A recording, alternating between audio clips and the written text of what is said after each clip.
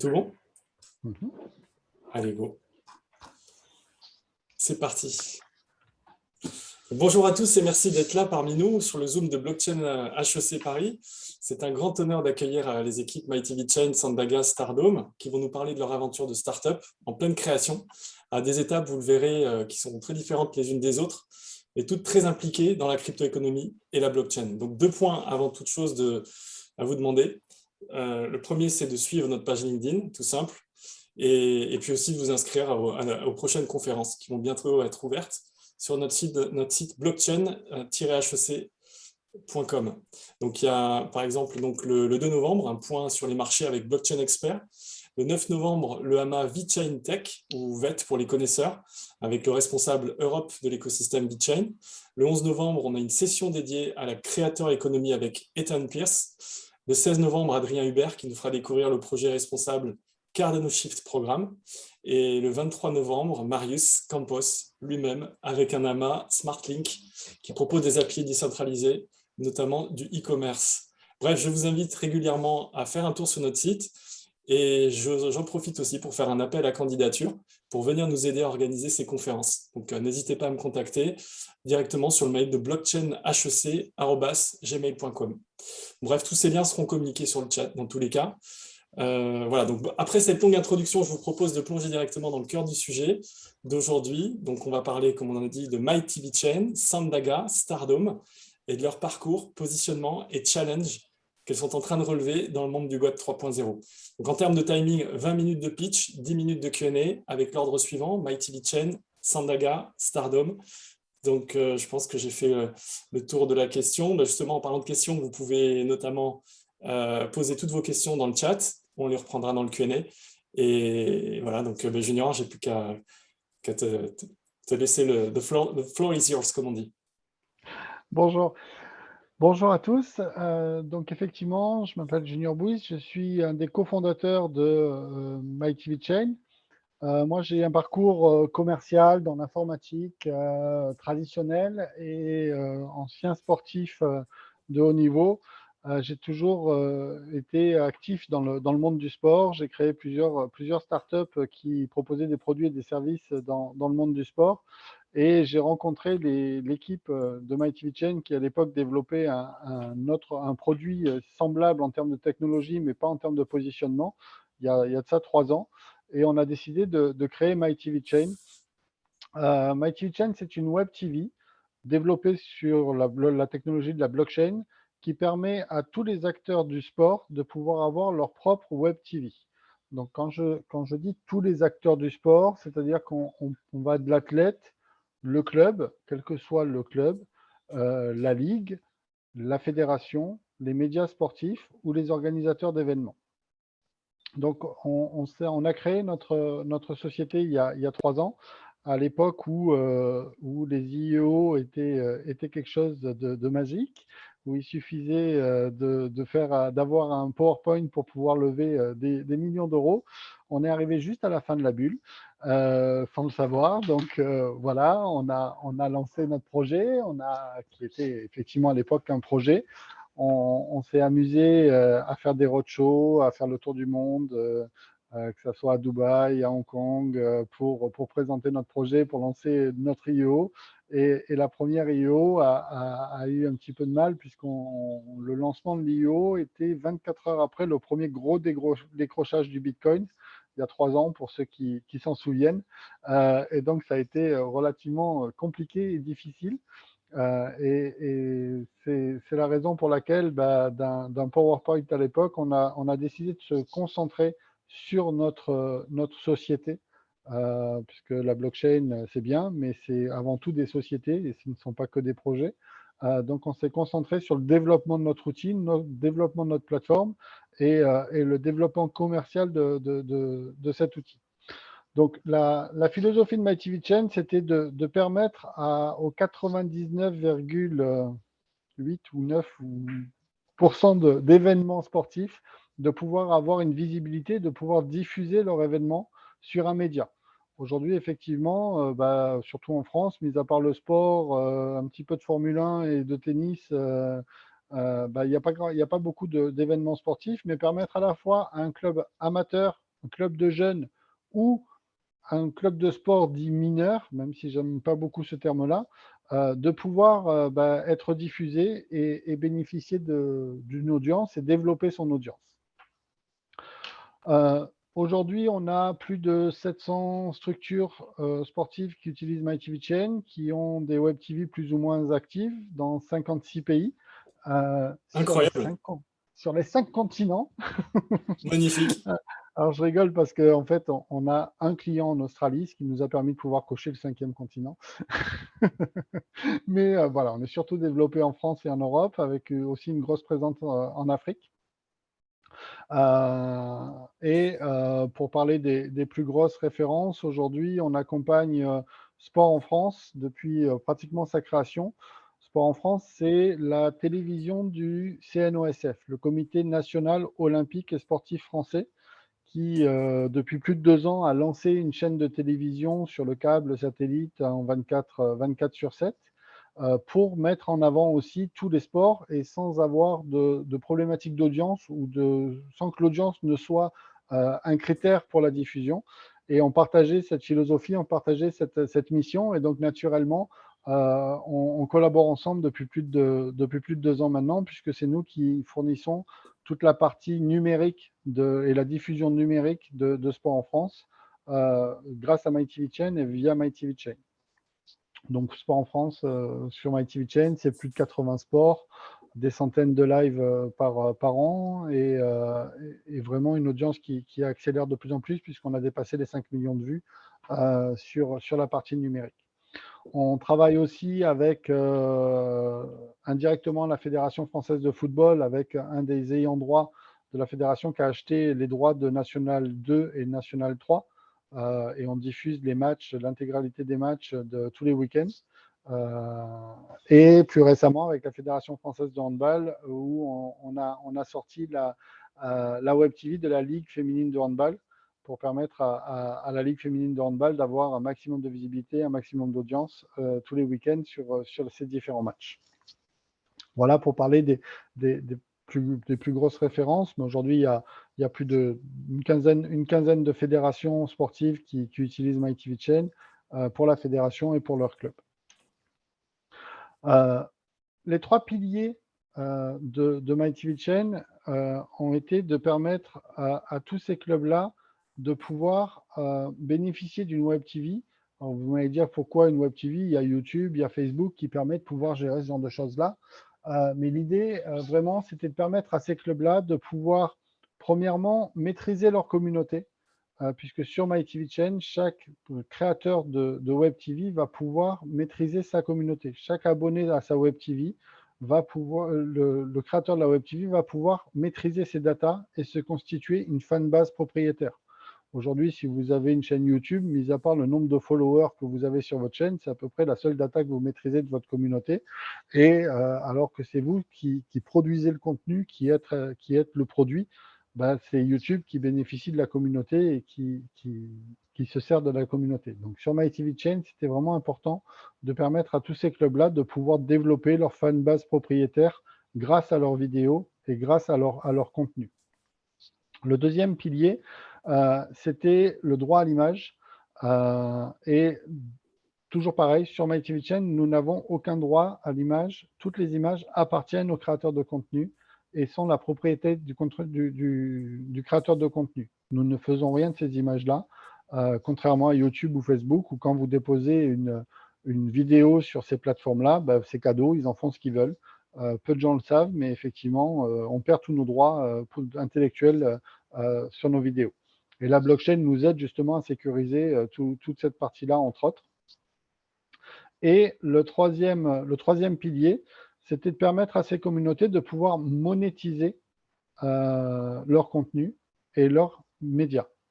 Alors, on a développé un ensemble de solutions qui vont de la VOD et le pay-per-view, qui sont des solutions qui marchent plus à l'étranger qu'en France. En France, c'est vrai qu'on n'a pas forcément l'habitude de payer pour du contenu à la demande.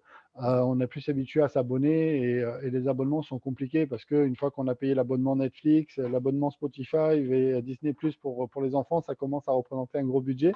Donc, c'est des choses qui se développent beaucoup aux États-Unis, sur nos clients aux États-Unis ou dans le continent américain en règle générale, du sud ou du nord, où là, effectivement, payer 90 $ pour voir un match de boxe, c'est quelque chose de naturel pour eux. Donc, c'est des outils qui sont assez faciles à développer. Et donc, pour nos clients français, on a plus développé ce qu'on appelle l'AVOD, donc la partie publicitaire. Et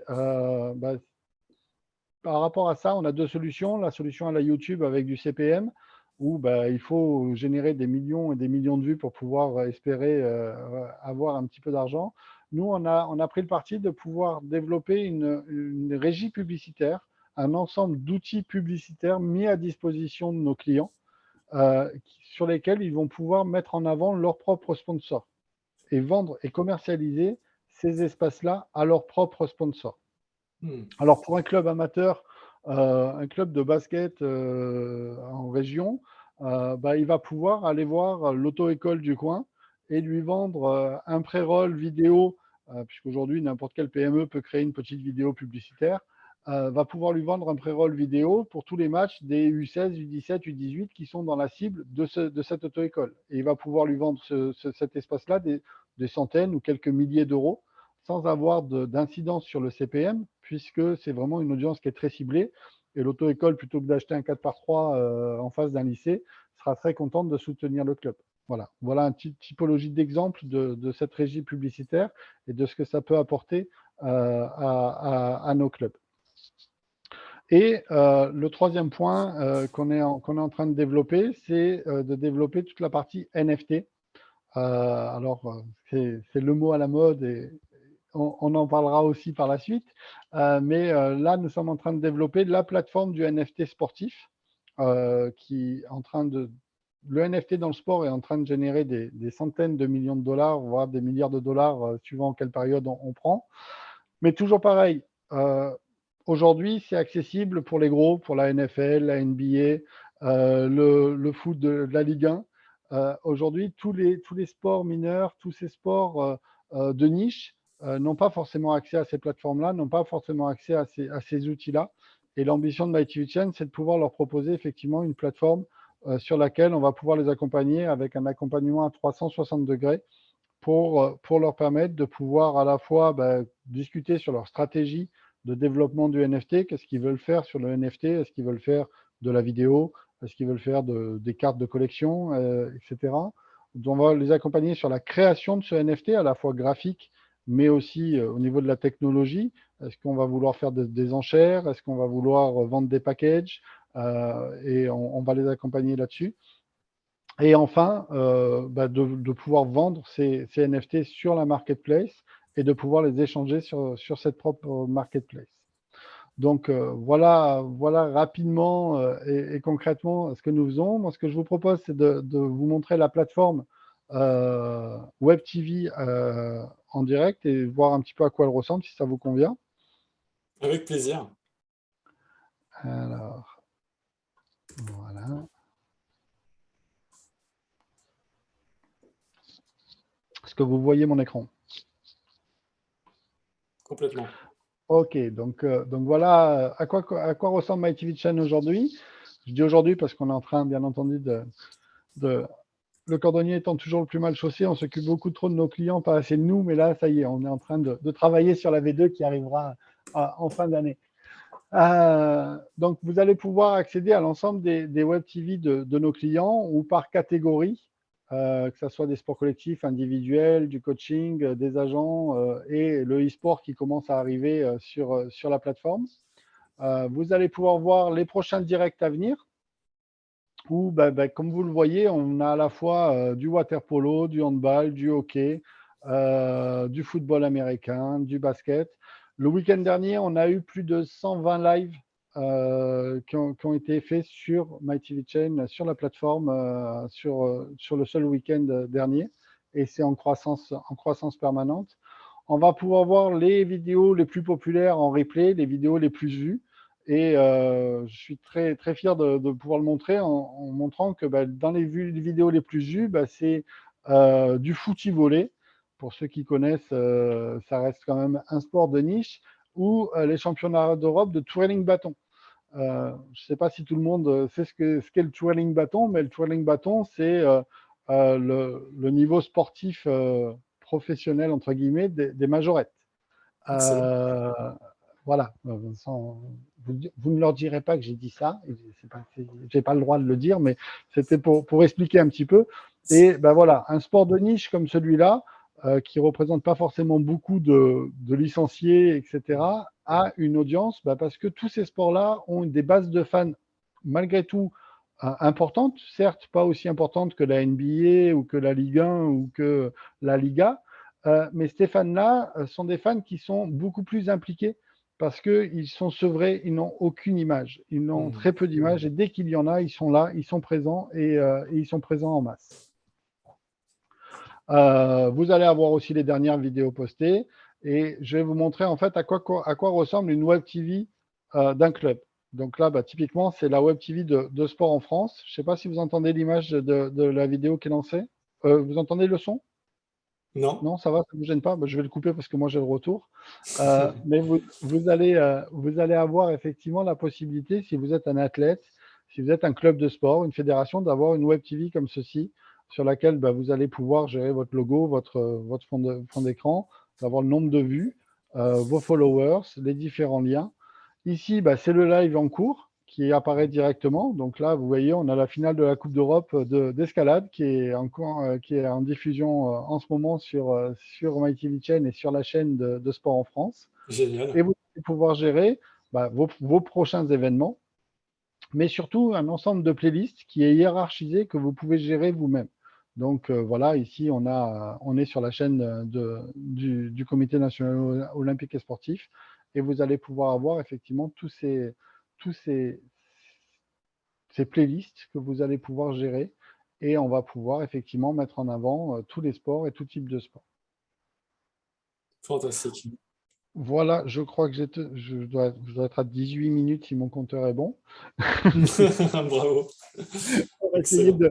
de respecter effectivement tout ça. Que dire de plus peut-être sur où on en est et ce qu'on fait? Financièrement parlant, aujourd'hui, on arrive à être à l'équilibre. Ça y est, on a atteint l'équilibre cette année. On va l'atteindre cette année s'il n'est pas tout à fait atteint. J'ai de la chance de ne pas avoir mon associé qui gère l'argent qui est là, sinon il me tirerait les oreilles si j'ai dit ça. Mais il est bientôt atteint. Nous venons de redémarrer la partie blockchain et tokenisation et vente de notre MyTV token. Comme je vous l'ai expliqué, on l'avait mis en pause pour vraiment se concentrer sur la société. Et on parlait tout à l'heure de Smart Chain qui nous accompagne sur ce sujet-là.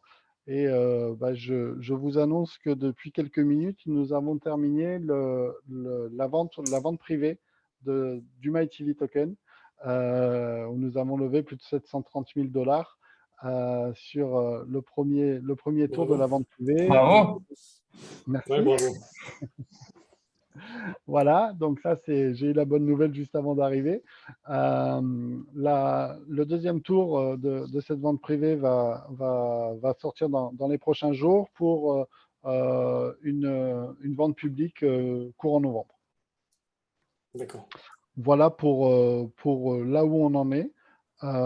Et aujourd'hui, au niveau des NFT, on a beaucoup d'athlètes médaillés ou de fédérations avec qui on est en contact et avec qui ça avance très très bien. Et dans les prochains jours, les prochaines semaines, on pourra vous faire des annonces assez sympas au niveau de toute la partie NFT.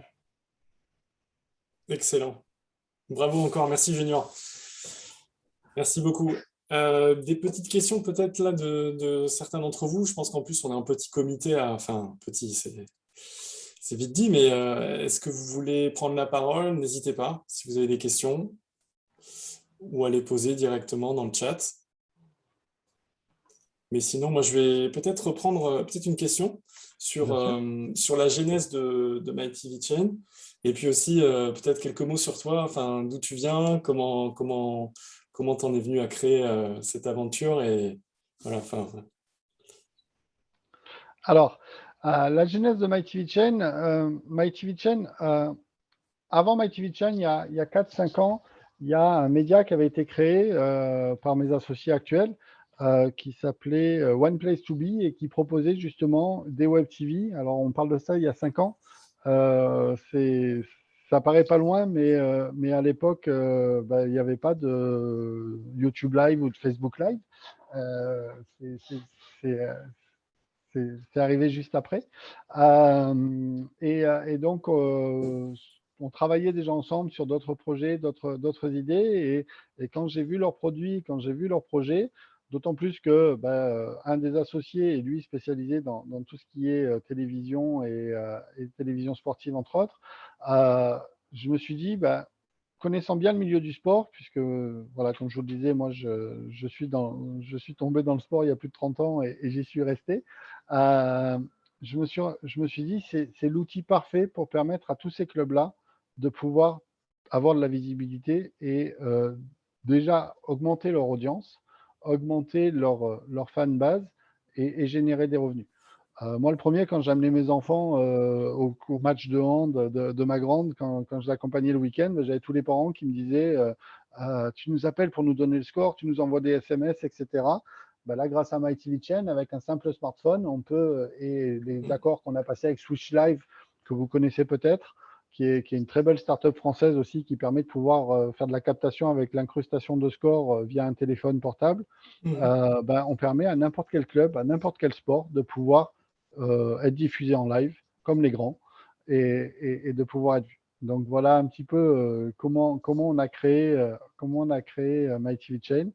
La blockchain est venue assez naturellement par rapport à la technologie qu'on utilise sur la problématique de stockage et de bande passante. Où aujourd'hui, c'est ce qui est le gros problème sur des web TV, où ça coûte très cher et c'est relativement complexe et onéreux. Grâce à la blockchain, en fait, on a développé une technologie de peer-to-peer qui permet à chaque spectateur d'être un nœud de diffusion et de stockage, et à la communauté, en fait, de porter tout ça. Et ce qui nous permet de pouvoir effectivement proposer ce service en freemium et proposer à tous les clubs de pouvoir avoir un espace gratuit et une web TV gratuitement. Alors là, tu nous en as trop dit là sur la techno, mais du coup, une autre question là, sur l'infrastructure blockchain que vous utilisez, euh, sur quelle infra, Proof of Work, Proof of Stake, tous ces choix que vous avez dû faire, quelles étapes vous êtes passé pour arriver à la Alors décision là, finale et puis la décision. Ouais. au niveau techno, au niveau vraiment euh, moteur blockchain, je pourrais vous faire passer les informations si ça vous intéresse. Comme je vous le disais, moi, je suis un simple commercial. Oui, non, non, non, mais Et c'est plus pour voilà. savoir un petit peu parce que donc effectivement chaque. Bon, ok, non, j'insiste pas. Non, non, mais il n'y a pas de problème, y a pas de souci. Donc là, effectivement, on a développé. Alors, je pourrais, si vous allez sur mytvchain.io, vous avez dans le white paper Ouais, ouais, ouais, les différents éléments ça et les marche. explications qui sont relativement bien détaillées. Donc, pour ceux que ça intéresse, n'hésitez pas à aller voir un petit peu comment ça fonctionne et comment on fait ça. Très Je suis bien. désolé, c'est pas que je vais éviter Non, la non, pas question, du mais je ne tout, veux pas pas dire de du tout. bêtises. Donc du coup, j'ai bien compris que en fait la genèse c'était vraiment issue Ah d'une ben vite, si, problématique, d'une Si, problème.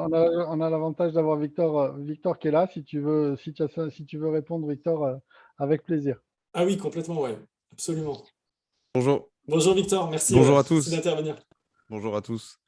Oui, effectivement, j'interviens sur cette question parce que je m'occupe un petit peu de l'aspect technique blockchain avec MyTV Chain. Donc, effectivement, Smart Chain, le cabinet de conseil orienté tech, nous a rejoint côté MyTV pour nous aider sur ce développement-là également, sur toute la partie back, en développement d'infrastructures sur le site, un dashboard bien réglé avec du staking, du farming, des masternodes. Donc, la technologie dont Junior parlait, en fait, c'était les masternodes. Donc, à la base, on était sur du proof of service où on mettait des VPS en marche pour justement aider la bande passante en étant un nœud du réseau décentralisé. Ça, c'est ce qui a été fait à la base. D'accord, masternode directement. Exactement. D'accord. Donc ça, c'est une technologie qu'on va garder à l'avenir, mais on est aussi en train de développer des choses avec des smart contracts dans du staking, dans du farming, puisqu'on va on va migrer vers la Binance Smart Chain dans quelques temps. Le token va être mis sur le marché, il va être listé sur la BSC d'ici 1 mois à peu près. Et à partir de là, on aura tout un tas de possibilités, de fonctionnalités.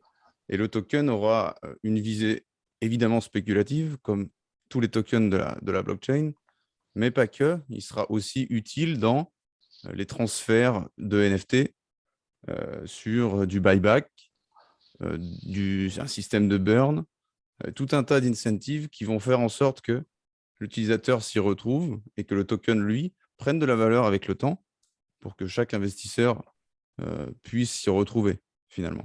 D'accord. Donc voilà. Est-ce que, juste une question, Victor, par rapport au masternode, c'est quoi la techno blockchain derrière utilisée? Est-ce que ça va être du Tezos? Est-ce que ça va être.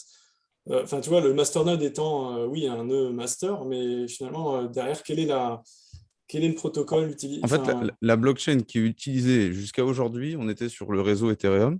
D'accord. Donc c'était un jeton ERC20. D'accord, ok. On a eu la possibilité de. Voilà, c'est un jeton très classique et très basique à Très clair. utiliser. Ok, Et les masternodes, ils étaient sur ce réseau-là. ça Donc, marche. Ok, non, mais voilà. c'est plus clair. Merci. Par Je crois que, contre, je crois que Junior l'avait dit en plus, hein, il me semble. peut-être, effectivement. Ouais. Mais dans le futur, on passe justement sur la Binance Smart Chain. Et là, ce ne sera pas le même système de masternode, certainement. C'est encore en discussion en interne. Ce sera certainement très, très catégorique et très spécialisé à des gens pour qu'on puisse obtenir un nombre de nœuds très spécifiques qui vont être une base très importante dans la circulation des choses et dans la validation des transactions, etc. Et à partir de là, en dessous, on aura des systèmes de staking, comme je l'ai dit, de D'accord. farming pour voilà, Utiliser toutes les features de la DeFi en plus, quoi. exactement tout un tas de choses Génial. dans la finance décentralisée qui sont très, très alléchantes aujourd'hui. Absolument. Excellent. Merci beaucoup, Victor. Pas de Merci. rien. De rien. Merci, Victor. Bon, mais écoute, encore quelques minutes peut-être de questions, si vous avez d'autres questions. Peut-être pas. Après, j'avais une question sur la token économie, donc plutôt liée à ce qu'a fait Smart Chain. Enfin, finalement, comment on définit une token économie et puis du coup, quel a été l'aboutissement de cette token économie? En D'accord. fait, toute la partie. Oui, vas-y, Victor. Si Tu veux que je réponde peut-être sur cette partie-là alors, les tokenomics, comme on les appelle aujourd'hui, c'est vrai que c'est un sujet très, très important parce que c'est ce qui va régir sur toute l'économie du jeton et sur toute l'économie de l'écosystème de manière générale. Aujourd'hui, on est parti sur une supply, donc un nombre de jetons en circulation qui sera de 390 millions de jetons. C'est une valeur arbitraire, certes, pour certains, mais derrière, il y a en fait, toutes les fonctionnalités qui vont être ajoutées à l'écosystème, que ce soit quand vous achetez un NFT, quand vous le vendez, quand vous faites du staking, vous êtes récompensé avec un certain nombre de tokens. faire des dons Les au club, récompenses, de pouvoir elles viennent d'un payer une certain vidéo. endroit avec une trésorerie, etc. Enfin bref, il y a tout un système dans l'économie derrière, très important. Donc en fait, je pourrais vous en citer plein, mais effectivement, l'économétrie du jeton, c'est quelque chose, c'est un travail très très important à faire en amont avant de lister le jeton sur les marchés. Et aujourd'hui, voilà, à un point où on est assez serein sur la manière dont va être géré dont le jeton va réagir en fait sur les marchés une fois qu'il sera listé, parce que il y a tout un système de rachat de tokens à chaque fonctionnalité achetée sur la plateforme. Voilà. Donc il y a plein de petites choses qui ont été mises en place pour faire en sorte que tout le monde s'y retrouve. En fait, la problématique majeure dans le monde du sport, c'est encore plus vrai qu'ailleurs, c'est qu'effectivement, le token, ça reste la crypto-monnaie, ça reste encore abstrait, que ce soit pour les clubs, pour les supporters ou pour les autres. Donc, en fait, il va y avoir un système mixte où vont cohabiter le fiat et le token. où les gens pourront faire des dons en token, pourront acheter des abonnements ou de la VOD ou des Mhm. publicités en token. Et pour la partie fiat, le chiffre d'affaires généré en fiat sera en partie réinvesti dans le cours du token sur lesquels on va racheter des tokens et avec un système de burn aussi derrière pour que vraiment l'écosystème soit vraiment vertueux. Voilà. Très clair. Ok, parfait. Bah, écoutez, merci beaucoup. Et peut-être un dernier coup de pub, si tu veux, Junior, par rapport au message à marteler à nos auditeurs, si tu veux. Bah, écoutez, pour ceux qui sont intéressés par la tokenomics, la deuxième partie de la vente privée va démarrer dans les prochains jours et vous allez être au courant prochainement. Pour ceux que ça intéresse, ça, Complètement. ça arrive. Ça arrive très vite. Et puis, bah, la plateforme NFT pour les sportifs est en cours de construction. Et en tout cas, on a les premiers athlètes qui nous rejoignent. Et l'objectif, c'est vraiment de pouvoir proposer tout ce service-là à un maximum d'athlètes. Donc là, aujourd'hui, si je veux aller regarder un petit peu ce qui se passe sur MyTV j'ai accès quand même à du contenu gratuit. Il y a Tout certains à contenus fait. qui sont gratuits, d'autres qui La sont majorité des payants. contenus aujourd'hui sont gratuits. C'est en fait le Super, créateur de la Web TV qui décide, mais la d'accord. majeure partie du contenu est gratuit. Oui. Excellent. Donc je vous invite vraiment à y faire un tour. En tout cas, c'est une startup hyper prometteuse. Donc merci beaucoup encore, Junior, pour Et nous avoir puis, présenté. la dernière chose, n'hésitez pas à télécharger aussi la plateforme OTT qu'on a développée pour Sport en France, qui est une application qui vous permet de pouvoir suivre effectivement tout ce sport-là régulièrement sur votre smartphone. Donc, c'est l'application Sport en France. Excellent. Euh, Est-ce que tu voilà. pourras nous mettre les liens de MyTV Chain et puis OTD, enfin les liens dont tu as parlé Bien sûr. dans le chat? Merci beaucoup. Merci encore. Je vous propose Merci. qu'on passe à Ryan avec Sandaga. Tu veux nous. Voilà, Yes. tu as la parole. Voilà. Trop cool, trop cool. Ben, merci déjà, c'était génial, Junior et Victor, que je connais autrement, mais bon, ça c'est encore une autre histoire. Mais non, mais c'était top d'écouter tout ça. En plus, il y a un lien notamment sur les NFT, mais pas que. Donc c'est hyper intéressant. Pour débuter, vraiment très simplement, moi je m'appelle Ryan.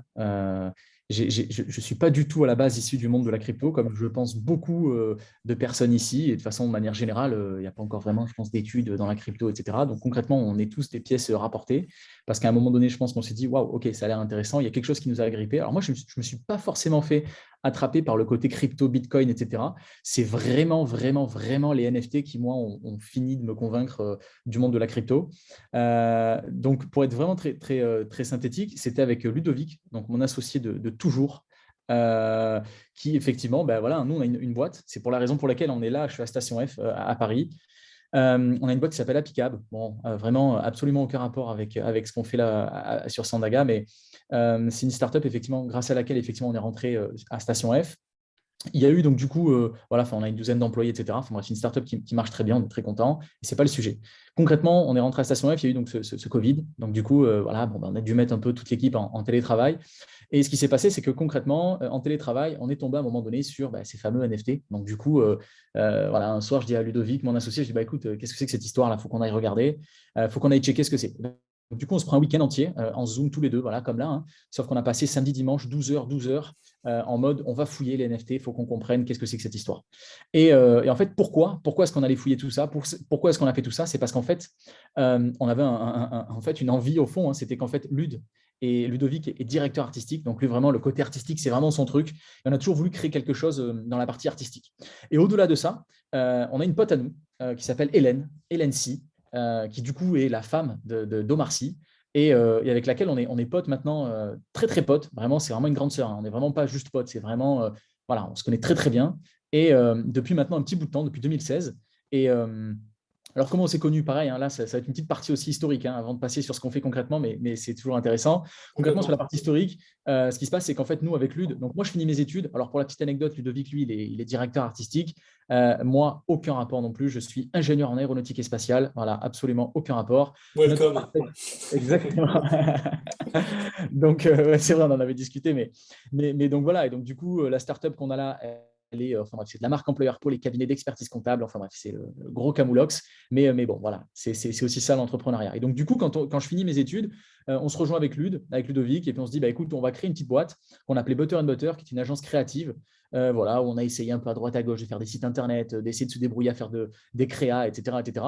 Et ce qui était super intéressant, c'est que en fait, à force de clients, etc., on s'est rapproché de gens qui étaient un peu dans le show business, etc. Et notamment, donc, du coup, de Hélène. Et donc, concrètement, on échange avec Hélène. Elle voulait faire un site internet, on le fait, ça se passe super bien, on devient potes.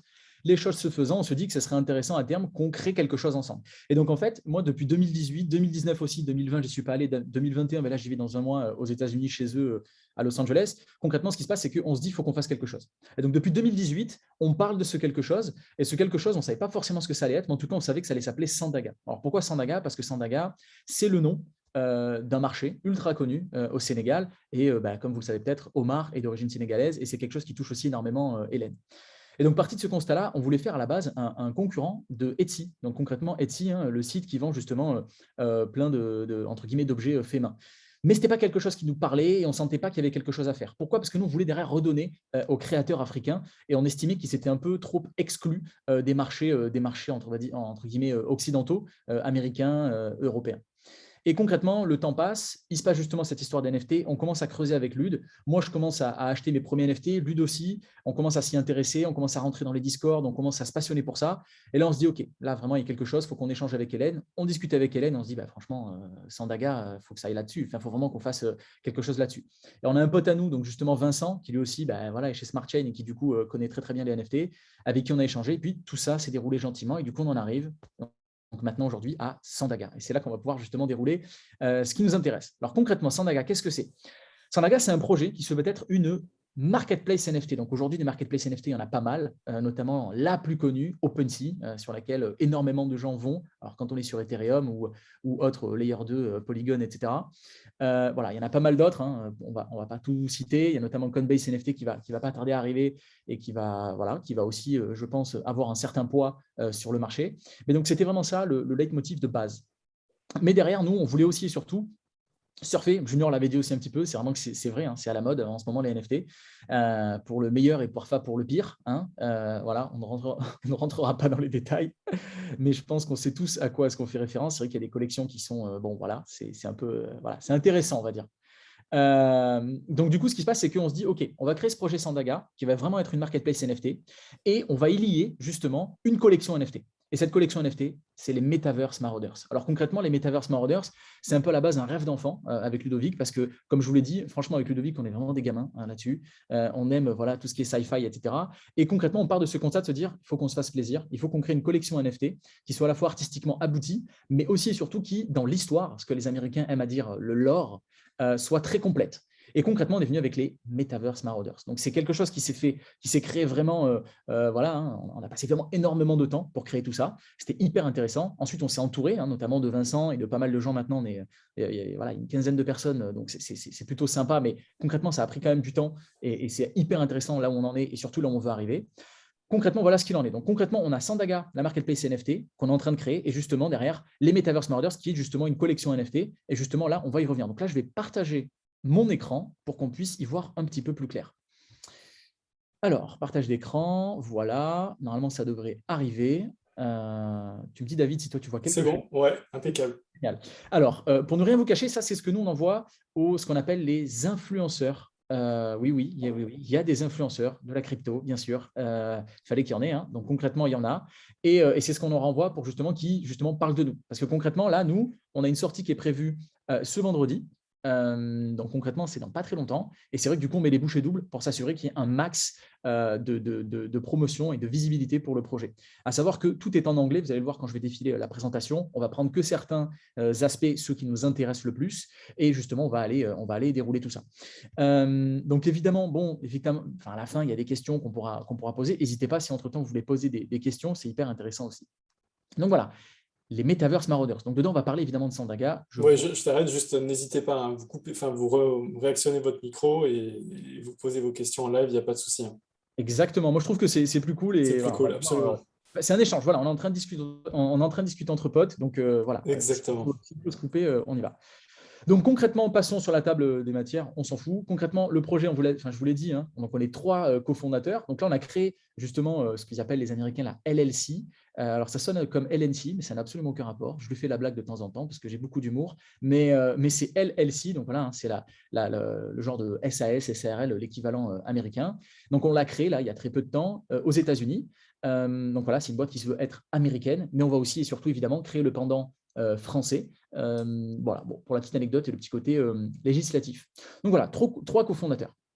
Je vous l'ai dit, c'est une idée qui date du coup de 2018 et sur laquelle vraiment on a pas mal maturé pour arriver à ce qui est aujourd'hui, donc du coup, une marketplace NFT. Là, on va aller un petit peu plus sur Sandaga. Donc, je vous l'ai dit, Sandaga, c'est un marché au Sénégal, un des plus grands marchés de Dakar. Ultra connu, qui a connu pas mal d'histoires, etc. récemment, qui est en train de se faire reconstruire, qui a été détruit, etc.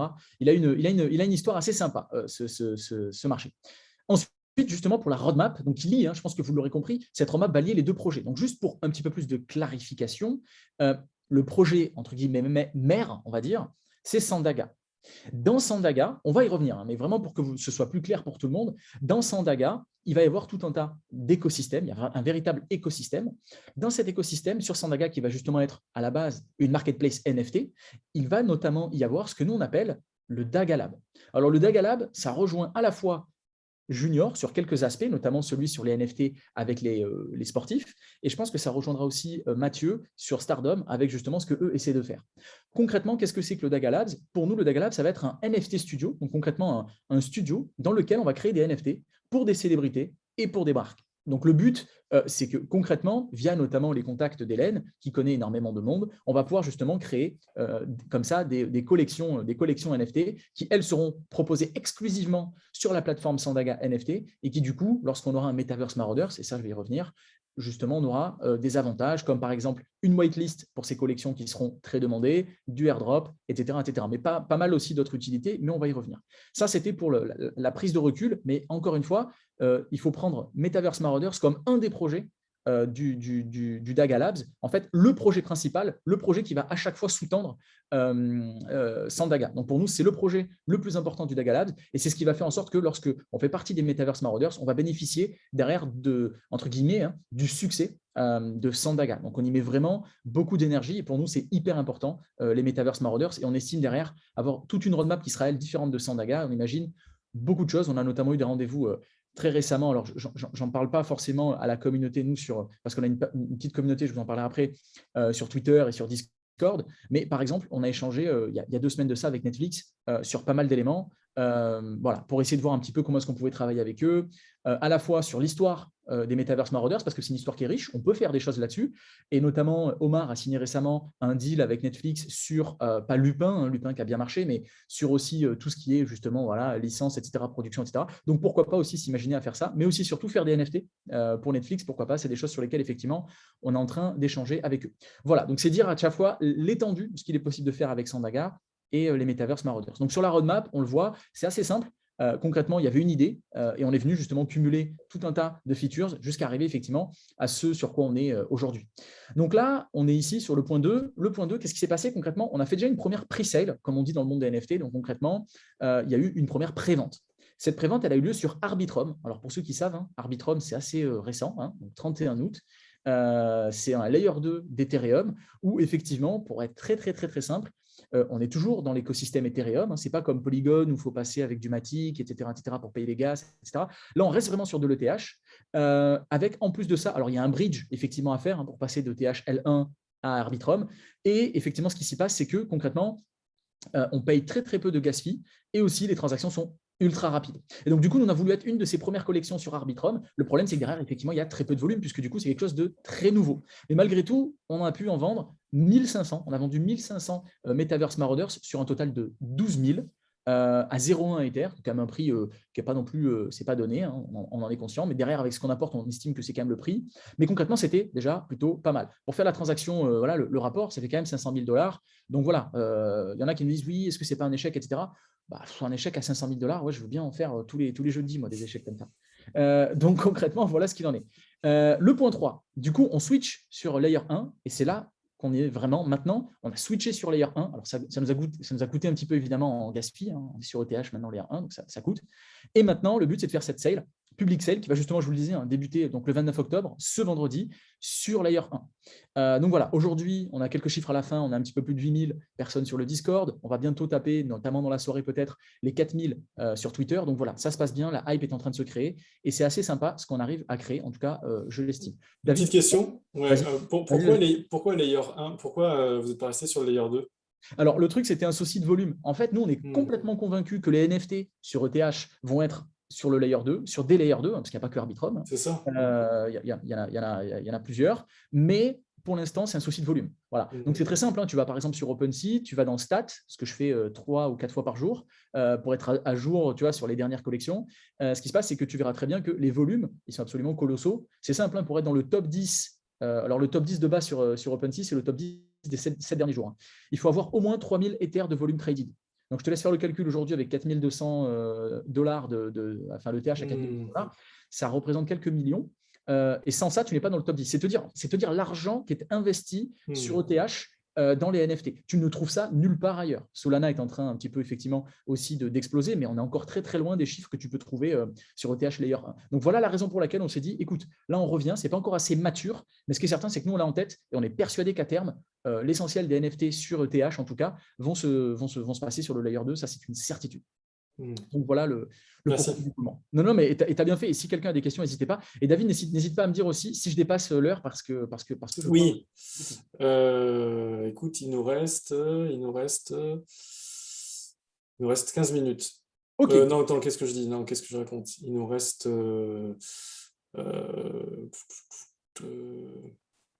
va dire, jusqu'à 19h, 19h10.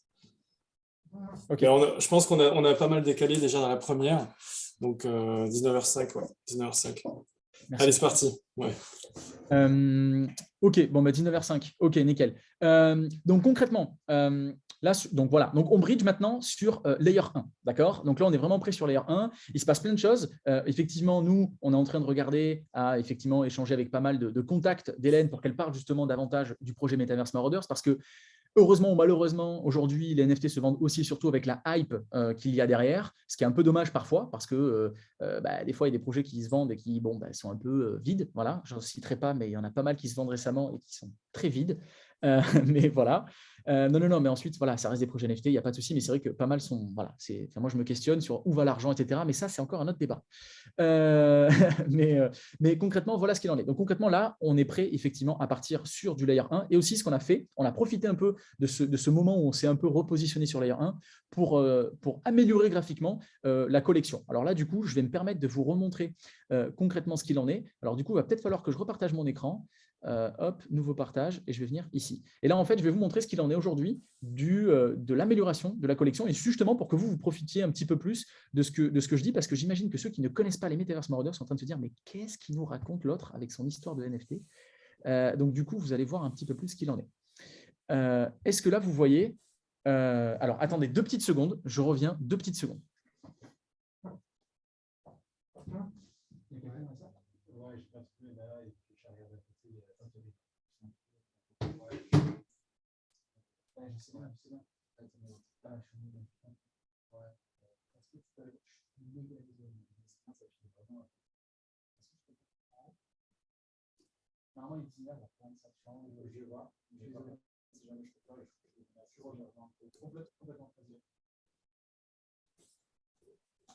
Alors, c'est les joints un peu de Station F. Il y a des gens partout. En fait, j'ai pris la salle pour 1 heure et j'essaie de négocier la salle. En plus, il est 19h. Je me demande pourquoi ce gars-là à 19h. Enfin bref, bon. Peu importe, on revient à nos moutons. Donc concrètement, voilà ce qu'il en est des NFT de notre collection. Donc peut-être que je serai amené à bouger. Voilà, vous ne m'en voudrez pas. Voilà ce qu'il en est des NFT. Concrètement, voilà ce que nous, on propose. Donc en fait, qu'est-ce qui se passe sur la collection Metaverse Marauders ? Il y a vraiment une vraie histoire ultra riche. Il y a 12 espèces. Chaque espèce, il va y avoir 1000 NFT justement 1000 NFT de chacune des espèces. Sur certaines des espèces, il va y avoir plusieurs genres, donc mâle, femelle, certaines, ce sera un genre unique. Concrètement, voilà ce qu'il en est. Donc évidemment, après, comme toutes les collections NFT, entre guillemets, il y a tout un tas de ce qu'ils appellent, eux, des traits, des attributs complètement différents en fonction des différentes collections. Voilà ce qu'il en est pour cette partie-là. Ensuite, il y en a des différents, je vais passer rapidement. Voilà ce qu'il en est. Donc concrètement, on a vraiment amélioré graphiquement ce que nous, on pouvait faire sur la partie des NFT et on pense vraiment que c'est assez, assez intéressant. Donc ça, c'est un peu notre leitmotiv, hein. Marauders never forget. C'est un petit peu la phrase qui revient assez souvent. Donc voilà pour un petit tour de ce qu'il en est. Donc là, avec des traits un petit peu plus ou moins, on va dire, rares. Voilà. Donc pour ceux qui connaissent la collection, je crois qu'il y en a un ou deux là qui viennent des Metaverse Marauders. Je pense qu'ils sont assez, qui connaissent. Voilà. Notamment voilà, des petites références un peu pop culture avec la petite spacesuit de Buzz l'éclair. Voilà ce qu'il en est pour ça. Donc là, on va revenir justement à la présentation. Hop. Et hop. Donc voilà, donc concrètement, on est revenu sur ETH Layer 1 et maintenant, on fait notre petit bout de chemin. Donc là, il reste pas mal d'étapes à aller chercher, notamment effectivement le launch ce vendredi. Ensuite, Sandaga, donc la plateforme marketplace NFT qui va sortir dans 2 à 3 semaines, qui va aussi, elle, entre guillemets, on l'espère en tout cas au moins, hein, sustenter effectivement tout ce qui va se passer sur les Metaverse Marauders. Donc, cette plateforme-là, elle va arriver, elle est en cours de création, notamment avec SmartChain qui est en train de faire un travail absolument colossal sur cette étape-là. Et le but derrière, c'est qu'effectivement, il y ait des liens entre les deux, entre ces NFT-là et aussi, justement, la plateforme qui est justement Sandaga. Donc là, on revient sur quelques éléments que je vous ai cités, hein, donc les 12 000 NFT, 12 espèces, 20 shapes différentes, 1478, donc 1500 vendus sur Layer 2. Et en fait, ce qui est assez intéressant, c'est qu'il y a pas mal d'attributs. Il y en a 1620 qui ont été justement dessinés à la main. Donc là, Ludovic qui nous entend, je pense que là, les dessins, il en a à manger. C'est bon. Il a eu sa dose de dessin pour un petit moment. Donc voilà ce qu'il en est. On revenait ici sur l'art. Bon, je vais devoir partir, je vais devoir changer de pièce. Ne bougez pas, ça va très bien se passer. Hop, je switch ici. Et je vais parler en même temps parce que je peux faire plusieurs choses en même temps. Donc concrètement, voilà ce qu'il en est. Non, t'inquiète. Vas-y. Donc voilà, hop, je reviens ici. Donc concrètement, ce qu'il en est, c'est que la collection, bon, je vous ai dit les chiffres très rapidement. Donc là, vous le voyez. Enfin bon, j'ai déjà cité tout ça, mais ça reste quand même assez intéressant. On va passer à la suite. Là, c'est un petit peu le style que nous, on a voulu apporter, en fait, tout ce qu'on a voulu apporter en termes d'histoire de l'or. Donc, concrètement, ce qui se passe, c'est qu'on essaie aussi un peu de les insérer un peu dans l'histoire des Metaverse Marauders. Donc là, concrètement, on voit des petites pubs, entre guillemets, intergalactiques, avec, voilà, si tu as faim et tu fais un trajet entre 2 planètes, etc. Enfin bref, essayer de mettre le plus possible la communauté et les gens, justement, dans l'histoire des Metaverse Marauders pour vraiment les faire voyager, leur faire comprendre aussi où est-ce que nous, on souhaite les amener. Une petite question de Koala, si tu pouvais développer la partie Etsy Sandaga, Daga Labs et la répercussion dans l'économie réelle du Sénégal. Ouais, c'est vrai que finalement, c'est ça, c'est la finalité du projet. Enfin, une des finalités. Ouais. Exactement. Donc après, effectivement, c'est un sujet que je voulais aborder aussi, mais effectivement, on peut l'aborder tout de suite. Concrètement, ce qui se passe, c'est que nous, on va créer ce qu'on a appelé le Sandaga Education Programme. Je peux y passer assez rapidement, qui est ici. Donc concrètement, le Sandaga Education Programme, qu'est-ce que c'est ? C'est un programme. Donc en fait, on va reverser 3% de tout l'argent qu'on va générer avec les Metaverse Marauders, mais aussi surtout avec la plateforme Sandaga, à ce wallet. Et concrètement, ce wallet-là va permettre de créer des unités physiques dans des lieux que sont comme, par exemple, là en l'occurrence, on va commencer par Dakar au Sénégal. Donc, ça va être des lieux physiques. Donc, on va acheter des terrains, on va construire dessus. Le but, ça va vraiment être de s'assurer que dans les pays en développement, tous les créateurs puissent accéder aux NFT. Parce qu'en fait, on estime que, comme toujours, hein, cette technologie-là, elle va être ultra répandue dans le monde occidental. Tout le monde va pouvoir faire de l'argent avec. Les créateurs du monde occidental vont, eux, pouvoir en bénéficier et faire pas mal d'argent. C'est super. Mais ce qui est dommage, c'est qu'à chaque fois, il y a un énorme délai jusqu'au moment où, effectivement, ces personnes qui sont entre guillemets, hein, dans les pays en voie de développement puissent, eux, en bénéficier. Et on le voit, c'est bête, hein, mais je pense que vous avez pas mal lu d'histoires là-dessus, si vous êtes vraiment dans ce monde-là des NFT, où il y a pas mal de personnes en Thaïlande, en Indonésie, etc., qui ont pu, en fait, payer des loyers sur 2-3 ans, se payer des maisons, etc., juste en vendant 1 ou 2 NFT, parce que pour eux, en fait, vu que c'est basé, tout on est basé sur l'ETH ou sur le Solana ou peu importe, mais concrètement, on est basé sur une seule et même devise. Concrètement, chez eux, quand on transforme dans leur currency locale, leur devise locale, en fait, ça change tout. Et du coup, en fait, eux, ça change leur life complètement. Donc, voilà le but de l'Education Programme, c'est vraiment s'assurer que via Sandaga, via les Metaverse Marauders et toutes les collections justement que nous, on va créer, notamment via le Daga Labs, pour des célébrités, pour des marques, etc. Tout cet argent-là, à chaque fois, il y a 3% qui puissent être reversés dans le Sandaga Education Programme. Et c'est notamment Hélène qui, elle, aujourd'hui, gère déjà C'est que du bonheur. Alors, c'est peut-être une association que vous connaissez déjà. C'est que du bonheur, c'est entre guillemets, une association qui va venir en aide aux enfants et aux adolescents dans les hôpitaux en France. Moi, j'étais notamment à la base en gestion, je gérais le pôle sud de CKDB. Donc maintenant que je suis à Paris pour Station F, etc., je ne peux plus, donc j'ai laissé la main à quelqu'un d'autre. Mais concrètement, c'est quelque chose que Hélène sait bien faire, et c'est notamment un de ses rôles au sein de Sandaga, ça va être de gérer, entre autres, le Sandaga Education Programme. Voilà comment est-ce que nous, on va réinjecter justement cet argent auprès notamment des créateurs dans les pays en voie de développement. J'espère que j'ai répondu à ta question. Donc voilà pour cette partie. Donc je vois que l'heure tourne, je crois qu'on est arrivé à l'heure. Je crois que tu m'avais dit 19, mais 19,5, je ne sais plus, mais voilà. C'est ça, tu as encore 5 minutes. Ouais. Ok, nickel. Donc concrètement, voilà ce qu'il en est aussi ici pour l'écosystème. Donc concrètement, ça revient un peu à ce que je suis en train de dire. Concrètement, on a 12 000 NFT. Ici, tu vas voir la marketplace NFT, tu vas voir le Sandaga Education Programme. Et le but, c'est qu'à chaque fois, tu aies les 3%, que ce soit Sandaga ou les 12 000 NFT, donc les Metaverse Marauders, qu'à chaque fois, 3% de l'argent qui est à chaque fois généré puisse revenir au Sandaga Education Programme. Et il y a un point que tu n'as peut-être pas mentionné, ou je ne sais pas, j'ai peut-être pas entendu, c'est le Play to Earn, parce que là, on parle tous du Play to Earn en ce moment. Ouais. On entend partout Play to Earn. Là, clairement, le DAGA, donc le token, c'est ça, de Sandaga, va permettre de faire du Play to Earn, c'est ça? Alors, entre autres, le Play to Earn, il faut savoir qu'à la base, ce n'était pas du tout prévu. Nous, on n'était pas du tout parti là-dessus. Et c'est en fait la communauté qui, au fur et à mesure du temps qui passe, nous a dit, mais en fait, les gars, Metaverse, c'est les jeux, c'est le Metaverse. Et ils ont raison. Et concrètement, et c'est ce qu'on avait en tête à la base, mais pas aussitôt dans le projet. Et concrètement, c'est en ça, effectivement, que nous est venu à se dire qu'il fallait créer un Play to Earn. Donc, concrètement, là, on est en train de penser à un Play to Earn qui va être lié notamment à une seconde collection qui va être directement, elle, propre, qui va pouvoir minter par tous les holders des Metaverse Marauders. Donc concrètement, cette seconde collection sera une collection qui sera gratuite pour les holders des Metaverse Marauders. Ce sera du lazy mint, donc concrètement, ils pourront juste cliquer pour minter. En fait, ils ne paieront que les frais de gaz, en fait. Voilà ce qu'il en est pour cette partie-là. Et concrètement, derrière, quand tu ajouteras les Metaverse Marauders et cette seconde collection, tu pourras justement jouer justement à ce Play to Earn. Et sur ce Play to Earn, évidemment, tu pourras générer du DAGA. Donc voilà la base effectivement de ce Play to Earn. Et c'est hyper intéressant parce que les gens sont ultra hypés par ça. Et je trouve ça énorme parce que c'est hyper cool.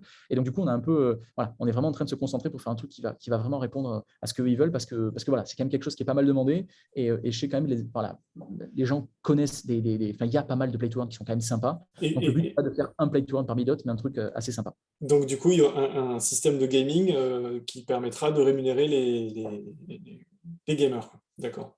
Exactement. Mais il faut savoir aussi que pour revenir au Sandaga Education Programme, tous les créateurs qui viendront notamment de ces pays en voie de développement, eux auront effectivement, via le Sandaga Education Programme, des avantages qui leur seront propres. Donc notamment, par exemple, le fait de ne pas payer de plateforme fees.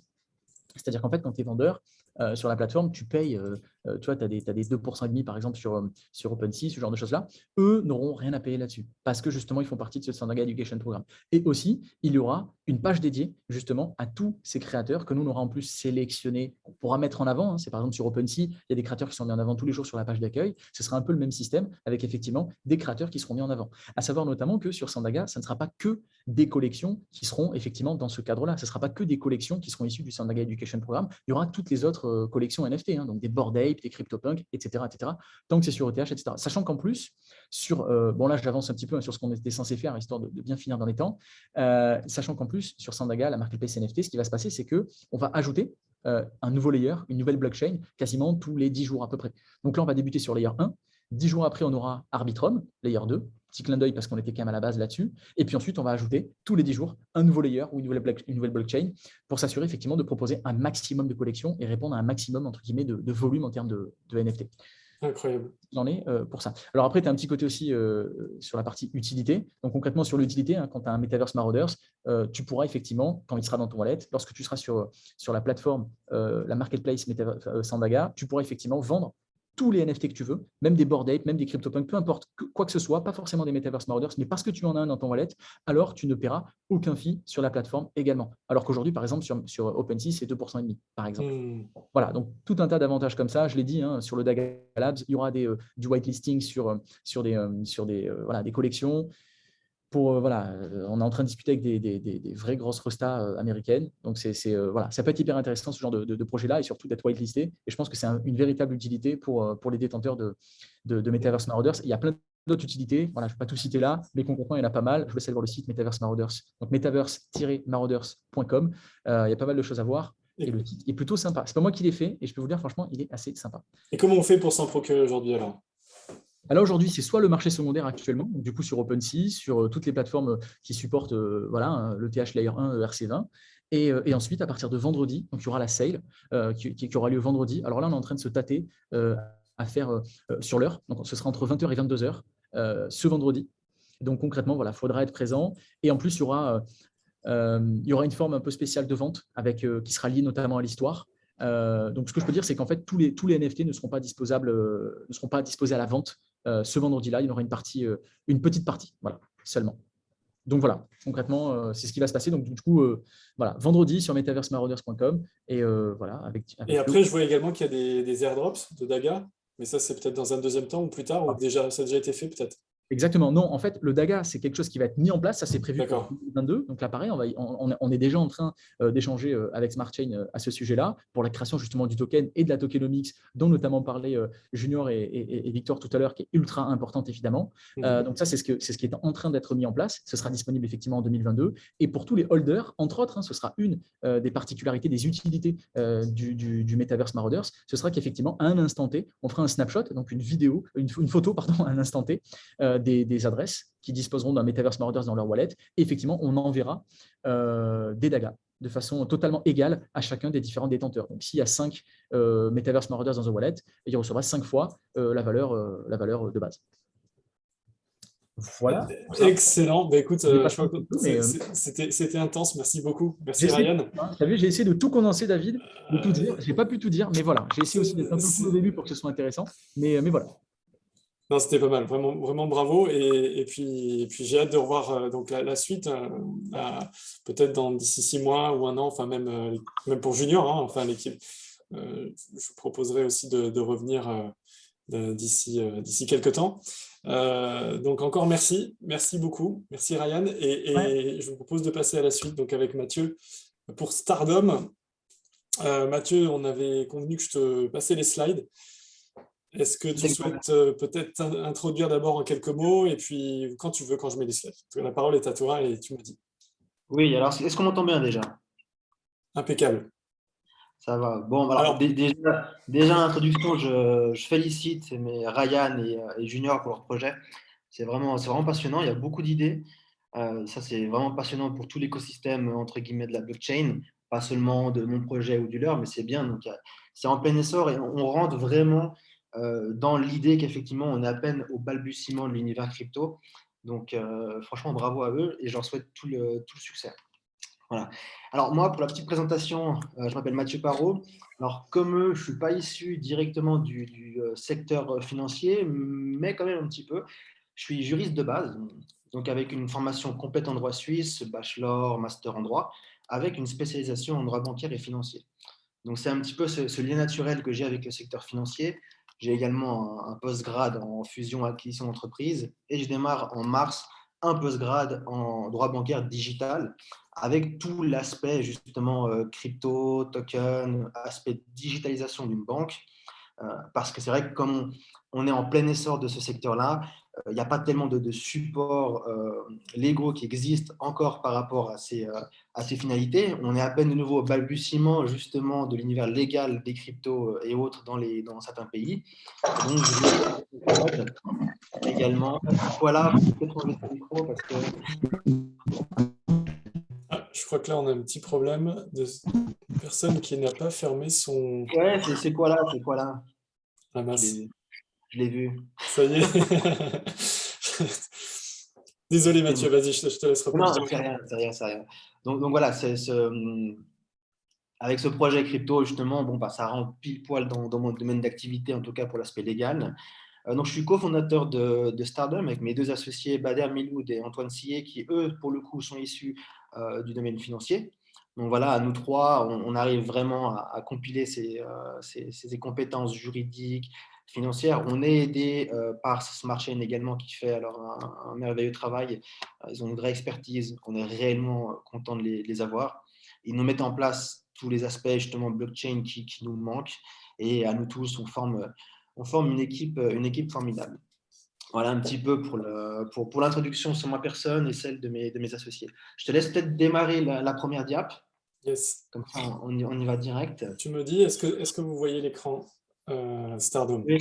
C'est bon? Parfait. Ouais, c'est tout bon, c'est tout bon. Alors, Stardom, c'est une nouvelle initiative basée sur la blockchain. C'est un réseau social, déjà pour commencer par la base. Ça va être un nouveau réseau social, à l'instar de Facebook, Instagram et consorts, qui va remettre au centre les créateurs de contenu et leurs abonnés. Si tu peux directement switcher à la diap numéro 3, nous, on a identifié deux choses extrêmement importantes. On a fait deux constats. Le premier constat, c'est que le marché de l'influence, il est dans un essor qui est formidable. Il s'élève à environ 14 milliards de dollars en 2021, ce qui représente une multiplication par 8 en 5 ans. Là-dessus, on peut voir que c'est un marché qui est en plein essor, qui se développe et sur lequel on peut s'implanter sans problème. Le deuxième constat qu'on a fait, c'est qu'effectivement, il y a trop de limites par rapport à la création de contenu et aux interactions entre les créateurs de contenu et leurs fans. Parmi tous ces problèmes, on a identifié les 5 qui nous semblent être les problèmes les plus majeurs qu'on va énumérer, que vous voyez sur la diap. Le premier problème majeur, c'est que les créateurs de contenu ne sont pas propriétaires de leur fanbase. Ils sont sujets à ce qu'on appelle du shadow banning. Le shadow banning, c'est quoi? C'est la capacité pour la plateforme de censurer du contenu d'un créateur. Ça peut être un post, une photo, une vidéo ou un document. C'est également le shadow banning, la possibilité pour la plateforme de suspendre, voire même de supprimer le compte d'un créateur de contenu. Et ça, alors c'est la véritable épée de Damoclès qui est au-dessus de la tête des créateurs de contenu, parce que bien souvent, ils tirent toute leur rémunération, ou du moins une majeure partie, des réseaux sociaux. Donc ça, c'est un peu l'épée de Damoclès qui est au-dessus de toute leur tête. C'est arrivé à beaucoup d'entre eux et on a toujours affaire à des petites crises existentielles quand ça arrive. Donc pour eux, il leur faut une petite solution. Le deuxième problème, qui est à la fois économique et légal, c'est qu'ils cèdent tous leurs droits d'auteur aux plateformes en créant un compte. Ils ne sont donc plus propriétaires du contenu qu'ils publient et ils ne peuvent pas en tirer du revenu, notamment au travers de royalties payées par la plateforme. Ces créateurs de contenu, ils génèrent des revenus qui, pour la plupart, sont assez instables. Si on cite les moyens de faire du revenu sur les réseaux, les principaux sont les vues sur YouTube. Pour ceux qui ont justement accès à la plateforme YouTube et qui créent du contenu sur YouTube, avec les pubs en début de vidéo et l'argent généré grâce aux vues. Ou alors, pour une autre grande majorité, le placement de produits sur d'autres réseaux, style Instagram, Snapchat et autres. Voilà, le moyen d'avoir des revenus est peu diversifié et trop instable pour les créateurs qui ne peuvent pas créer du contenu et générer des revenus de manière très diversifiée. Il y a ensuite un problème de visibilité pour les créateurs de contenu qu'on appelle petits ou moyens. Pour nous, un petit ou un moyen créateur de contenu, c'est quelqu'un qui a moins d'1 million d'abonnés. Les algorithmes des réseaux sociaux tels qu'on les connaît actuellement favorisent beaucoup les très gros créateurs de contenu au détriment des plus petits qui manquent de visibilité, de crédibilité et donc de revenus, alors que ce sont des créateurs de contenu qui sont prolifiques et dont la qualité du contenu est absolument remarquable. Donc ça, c'est un problème pour eux. Il y a enfin le dernier problème qui pour nous n'est pas le dernier dans l'ordre de priorité, c'est l'interaction entre les abonnés et les créateurs de contenu. À l'heure actuelle, l'interaction elle est quasiment égale à 0 parce que les abonnés sont totalement passifs. Ils ne peuvent que suivre, liker ou commenter une publication ou une photo. Il n'y a pas de réelle interaction entre le créateur de contenu et son abonné. Il n'y a pas d'échange. C'est extrêmement, extrêmement limité. Et Stardom, notre initiative, en tout cas, vise à passer à travers ces entraves qui existent actuellement. Stardom, donc, ce sera un réseau social qui répondra à tous ces problèmes. Tu peux laisser la diap 3 pour le moment. Pardon. Il n'y a pas de souci. Ouais. Je te dirai quand tu peux switcher. Pas de souci. Au niveau de Stardom, donc, ce sera une plateforme, donc un réseau social, qui mélangera donc réseau social et partie crypto blockchain. Sur le réseau social, on garantira aux créateurs de contenu qui resteront propriétaires de leur fanbase, il n'y aura pas de shadow ban. Il y aura forcément des petites règles pour éviter de verser dans du n'importe quoi, évidemment. Mais hormis ça, il n'y aura pas de shadow ban, ils resteront propriétaires de leur plateforme. Ce sera une garantie de sécurité de Stardom. On leur laissera tous les droits d'auteur. On verra après dans la partie tokenomique que les créateurs de contenu pourront générer des revenus passifs grâce à leurs droits d'auteur, grâce aux publications et au contenu qu'ils mettent à disposition sur Stardom. Les revenus donc, seront diversifiés. On verra après comment ils pourront créer certains revenus en plus. Il y aura un mécanisme de visibilité accrue des petits et moyens producteurs de contenu pour éviter effectivement le problème que j'ai décrit il y a quelques minutes. Et alors là, il y aura une proximité qui sera à son paroxysme entre les créateurs de contenu et les abonnés. On verra les moyens d'action dans 3 secondes et demie à peu près. Si tu switches directement à la diap numéro 7, alors le document, pour la petite histoire, c'est notre content paper qu'on vient d'avoir. Donc voilà, c'est pour ça qu'on switch d'une diap à une autre sans forcément aller dans l'ordre. Au niveau de l'application Stardom, parce qu'il y aura une application et il y aura un site internet évidemment, le créateur pourra avoir accès à plusieurs fonctionnalités. La première, c'est lancer des sondages auprès de sa fanbase. Donc, je vous le disais, ce sera un réseau social. Donc, le créateur de contenu aura sa page, ses abonnés, un peu comme sur Instagram, où il pourra voir tous ses abonnés, mettre des photos, faire des lives, ce genre de choses. Mais il pourra aussi créer ces fonctionnalités-là, typiquement lancer un sondage. Un sondage, ça pourra être une partie qui est ludique. Donc, un sondage, ce sera par exemple, bon, bah voilà, je suis un influenceur, imaginons, j'ai de l'argent, je veux m'acheter une maison, je soumets au vote de ma communauté les 2 maisons, à charge pour ma communauté de voter pour quelle maison je dois acheter, et moi je suis le résultat de ma fanbase. Ça, par exemple, ça peut être pour l'aspect ludique. Cet exemple, je ne le prends pas au hasard. C'est un exemple qui a été fait dans la vie réelle par un influenceur de la télé-réalité extrêmement connu qui s'appelle Nicolas Lezina, qui, il y a quelques semaines, quelques mois, hésitait sur quelle maison il devait acheter à Dubaï, parce qu'ils ont tous à Dubaï, c'est la grande mode. Et il a soumis sur Snapchat le vote à ses abonnés, quelle maison je dois acheter. Donc, sans même se rendre compte, il a fait exactement ce que nous, on va proposer, mais en le monétisant. On verra après comment est-ce qu'on le monétise, mais justement, c'est exactement ça qu'on va faire. Ça, c'est la partie un peu ludique pour que les créateurs puissent constamment nourrir leur fanbase. Il y a ensuite l'aspect sondage d'opinion et sondage extrêmement sérieux qui va aider le créateur de contenu pour son travail. Je m'explique. Imaginons que demain, on a Maître Gims, par exemple, on va le nommer sur la plateforme, donc chanteur à succès extrêmement connu. Imaginons toujours dans l'exemple qu'il a 10 millions d'abonnés sur Stardom. Alors, en tant que créateur de contenu, il se pose des questions. Quel est le prochain titre que je vais créer? Quel sujet vais-je choisir? Parce qu'ils ne choisissent pas leur sujet au hasard, bien évidemment. Il y a un côté un peu émotionnel quand ils choisissent, ils ont une rupture, ils font une chanson sur la rupture, ok, mais sinon, il y a un côté extrêmement réfléchi avec les équipes où ils choisissent le sujet par rapport à la fanbase et à l'auditoire qu'ils ont. Ça, c'est extrêmement important de le savoir. Potentiellement, il se dit, bon, j'hésite à faire un featuring avec un artiste, lequel marcherait bien avec moi. Demain, sur Stardom, Maître Gims pourrait dire à sa communauté, ok, avec qui je vais faire mon prochain feat? Est-ce que je le fais avec Angel, par exemple, la chanteuse belge, ou est-ce que je fais avec Florent Pagny?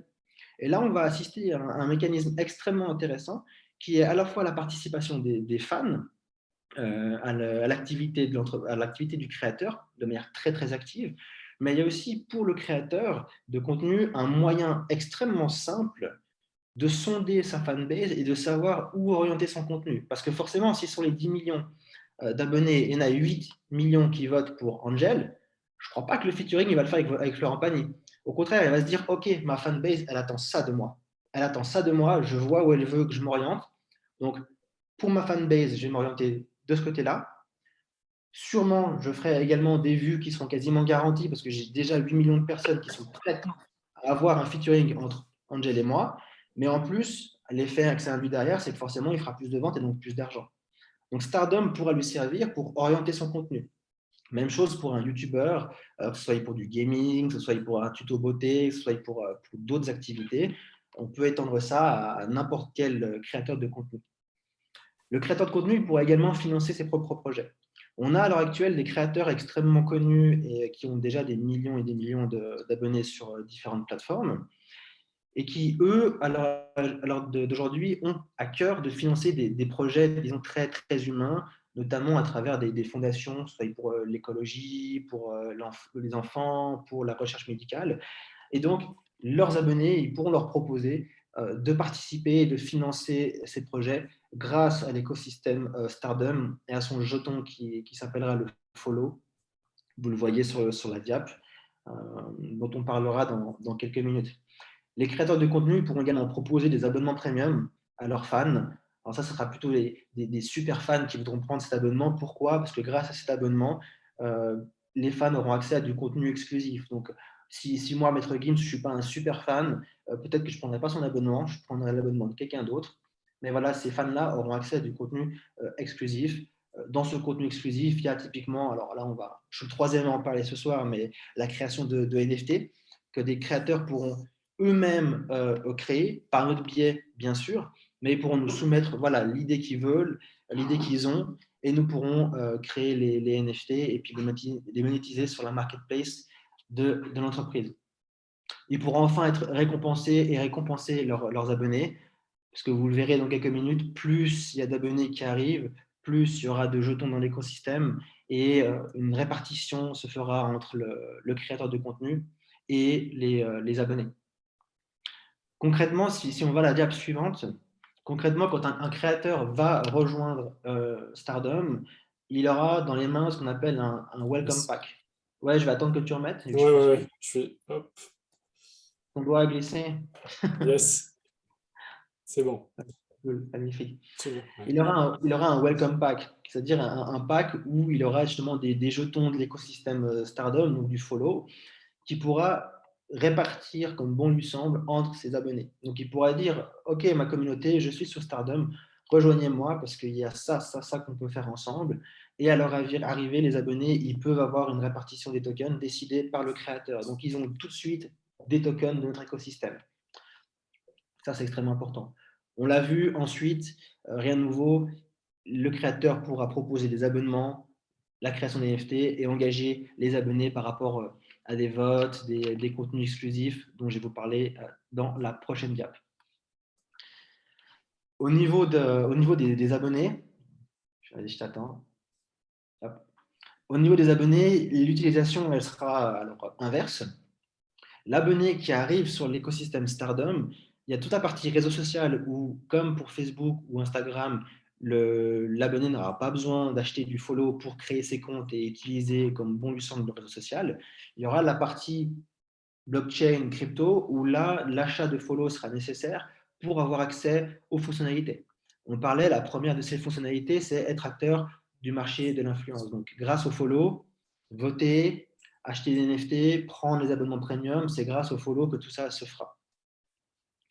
Il pourra également participer, être écouté et récompensé, parce qu'il y aura différentes choses qui seront organisées, des parrainages, des participations au vote, des concours, des récompenses, de la DeFi. Ça, c'est à préciser plus tard dans le white paper qu'on est en train de mettre en place. Il pourra investir sur ses créateurs préférés, ça on l'a vu. Gagner du follow grâce à son abonnement premium, parce que l'abonnement premium génère du follow. L'abonnement, en fait, si vous voulez, ça va être une méthode de stacking qui est issue de notre propre réflexion et qui sera partagée justement entre le créateur et ses abonnés. On le voit en parenthèse, il est précisé que la répartition sera déterminée par le créateur. Ça, c'est très important. Chaque créateur va être totalement libre dans son champ d'action. C'est-à-dire qu'un créateur pourra dire « Moi, mon abonnement premium, il coûte un follow, imaginons, ou écoute, 2 follow, après on faudra voir en conversion monétaire ce que ça fait, mais chaque créateur va déterminer le prix de son abonnement et surtout, dans ce prix-là, quelle partie lui est réservée et quelle partie est redistribuée dans sa communauté. Il y a un mécanisme de redistribution qui se fera et qui va dépendre de chaque créateur de contenu. Excellent. Là-dessus, l'écosystème se veut extrêmement vertueux. Pourquoi ? Parce que forcément, on a toujours tendance à regarder ce que le voisin fait avant de faire quelque chose. Et quand il y aura 1 ou 2 créateurs de contenu qui seront très généreux avec leur communauté, les autres, forcément, alors il y a ceux qui le feront de toute manière, Et ceux qui ne voudront pas être pointés du doigt, ils redistribueront un petit peu plus à leur communauté. Et là, si la communauté elle est gagnante, on est tous gagnants. Là où nous, on met un grand coup de pied dans la fourmilière, si je peux dire ça comme ça, c'est par rapport aux avantages exclusifs que les abonnés vont avoir via l'achat de NFT et via l'achat de follow, du token. Dans ces services exclusifs, il y a, vous le voyez, l'accès à des messages privés, des appels vidéo, des autographes, des rencontres, des sessions de gaming, ce genre de choses. Ce qu'on va proposer aux abonnés, c'est vraiment une mise en relation et une proximité plus avec leur créateur de contenu. Imaginons que je suis un fan de Gotaga, le youtubeur de gaming, ce qui est le cas en plus. On est en train de dire à nos users qu'effectivement, imaginons que demain vous possédez du follow, on peut tirer au sort 20 personnes en France, en Suisse, dans les pays francophones, parce qu'il est francophone, alors on ne va pas mettre des anglais, ça ne veut dire pas grand-chose, mais on tire 20 personnes au sort et dimanche soir, de 18h à 19h, vous jouez avec Gotaga. On a une session qui est réservée par Stardom, vous avez le casque, vous discutez avec Gotaga, vous jouez avec lui pendant 1 heure. Ça peut être étendu à des events, à des appels vidéo, je pense plutôt au monde de la télé-réalité parce qu'ils ne créent pas beaucoup de contenu, mais ils vendent leur image. Donc, typiquement, un appel vidéo avec ton influenceur préféré pendant 10-15 minutes, tu lui poses toutes les questions. Bref, ce genre de choses. Des events physiques où on invite une partie de la communauté Stardom à des events de fin d'année ou des events bien ciblés. On parle de ce genre de mise en relation avec les créateurs de contenu, ce qui ne se voit pas du tout sur les plateformes actuelles. Donc, c'est un petit peu cette expérience user que nous, on veut mettre en place. Alors, ce qui est vachement intéressant, c'est qu'on a commencé à publier sur LinkedIn les différents documents et autres. Et Marius, qu'on connaît très bien, donc qui a un profil extrêmement développé dans la blockchain, a qualifié ce projet d'Instagram killer. Donc, ça veut, je pense que ça veut tout dire. Donc, nous, on est très ambitieux par rapport à cela. Si on prend la diapo suivante, l'écosystème Stardom, il est concrétisé par le jeton qui est le follow. David, si tu peux juste passer la diapo suivante, la 10, s'il te plaît. Revenir là. Alors, moi, j'ai la 9 qui s'affiche sur mon écran. Moi, j'ai la 10. Alors, attends, effectivement, il y a un petit problème. Ah, voilà. Là, c'est la 12 et c'était à la 10. Ça, c'est la 10. Voilà. Ah, c'est bien ça? Oui, ok, ça marche. Alors, le token de notre écosystème s'appelle le follow, en référence à follower. Ce sera le moyen d'échange sur la plateforme. Donc, pour participer au vote, avoir accès aux différents services, prendre des abonnements, acheter des NFT, etc. etc. Grâce à ce token, le user il pourra participer à la gouvernance de la plateforme, participer à l'évolution de son créateur préféré et également de la plateforme. Il y a différents mécanismes qui vont être mis en place pour que les abonnés puissent générer des revenus passifs. Il y a effectivement le système de stacking dont je vous parlais juste avant, qui sera également disponible pour les NFT. En immobilisant une partie de leur NFT ou des tokens, les abonnés pourront générer donc des intérêts passifs, des intérêts et des jetons en plus. Il y a un mécanisme de redistribution qui est également mis en place entre les créateurs de contenu et leurs abonnés. Ça, on l'a déjà vu avant. Et Stardom va intégrer également des pools de liquidité pour donner aux investisseurs le moyen de gagner des follow de manière gratuite. Nous, au niveau de la société, ça c'est la diapo suivante. C'est l'avant-dernière, voilà, magnifique. Au niveau de la société, alors la rémunération, bon, de manière très usuelle, comme beaucoup de crypto, on se sert sur des frais de transaction qui sont prélevés sur l'achat et vente de NFT et de follow. Par contre, ces frais sont réduits au maximum. Pourquoi ? Parce que qui dit interaction dit volume d'échange. Nous, on veut que sur cette plateforme, il y ait vraiment un maximum d'échanges, un maximum d'interaction entre les créateurs de contenu et leurs abonnés. Et pour cela, il faut qu'on réduise nos frais au maximum. Donc, ces frais sont réduits autant que possible pour permettre à l'entreprise de vivre, mais également de donner un essor considérable aux transactions. Une partie de ces frais sera brûlée. On a un système de burn également pour brûler et raréfier justement l'offre de follow pour que son cours augmente. Et les volumes d'échange alimenteront la trésorerie des créateurs, parce qu'une partie leur sera dédiée. C'est comme ça qu'eux pourront gagner de l'argent de manière passive grâce à leurs droits d'auteur. Ils auront également une partie qui leur sera reversée donc, à l'ensemble de l'écosystème des créateurs. Là-dessus, on s'est posé la question, si on privilégiait de nouveau ceux qui ont beaucoup d'abonnés, donc beaucoup de contenu.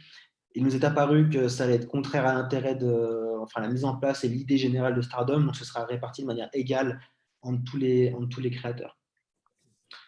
Au niveau de la vie de la société, alors nous, je ne suis pas comme mes deux collègues qui sont passés avant, David en avait pu en parler, nous on est vraiment à la création originelle donc, de la société, à savoir qu'on vient de la créer. Le projet est en maturation depuis 5 mois, donc c'est tout récent. Et là, on lance du coup la private sale qui va commencer fin de ce mois-ci.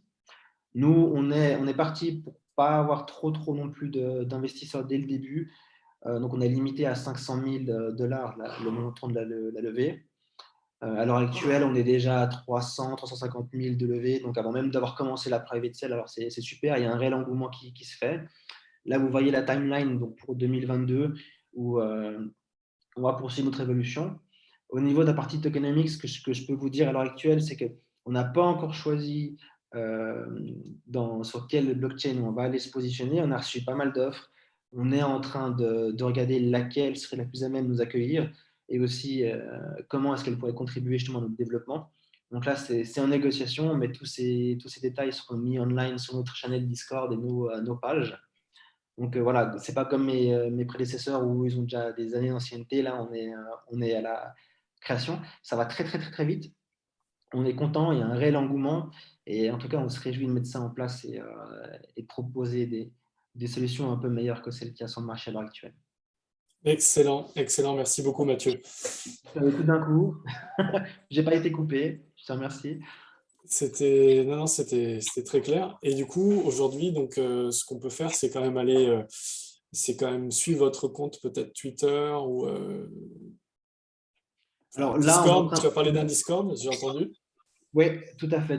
Alors là, je l'ai mis le Discord sur mon LinkedIn à moi. D'accord. Où j'ai pas mal de relations, donc on a pas mal de monde qui commence à arriver. Là, je le vois.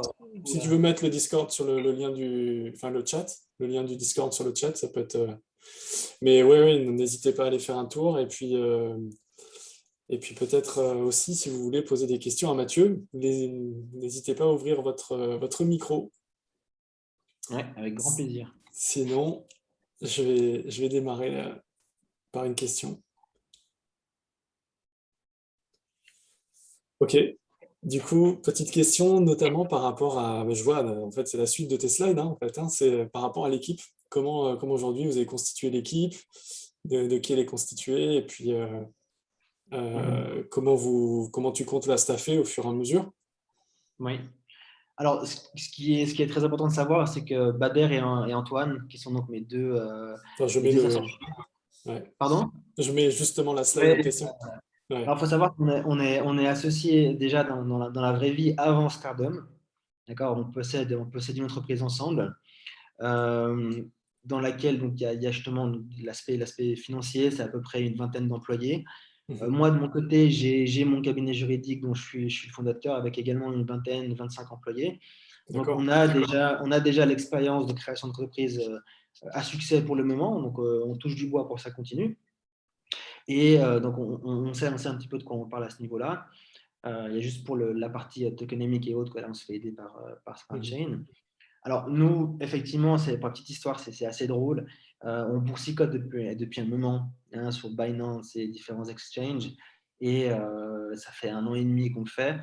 Et il y a 5 mois, Antoine débarque dans mon bureau et dit « Hé les gars, et si on monétisait l'influence ?»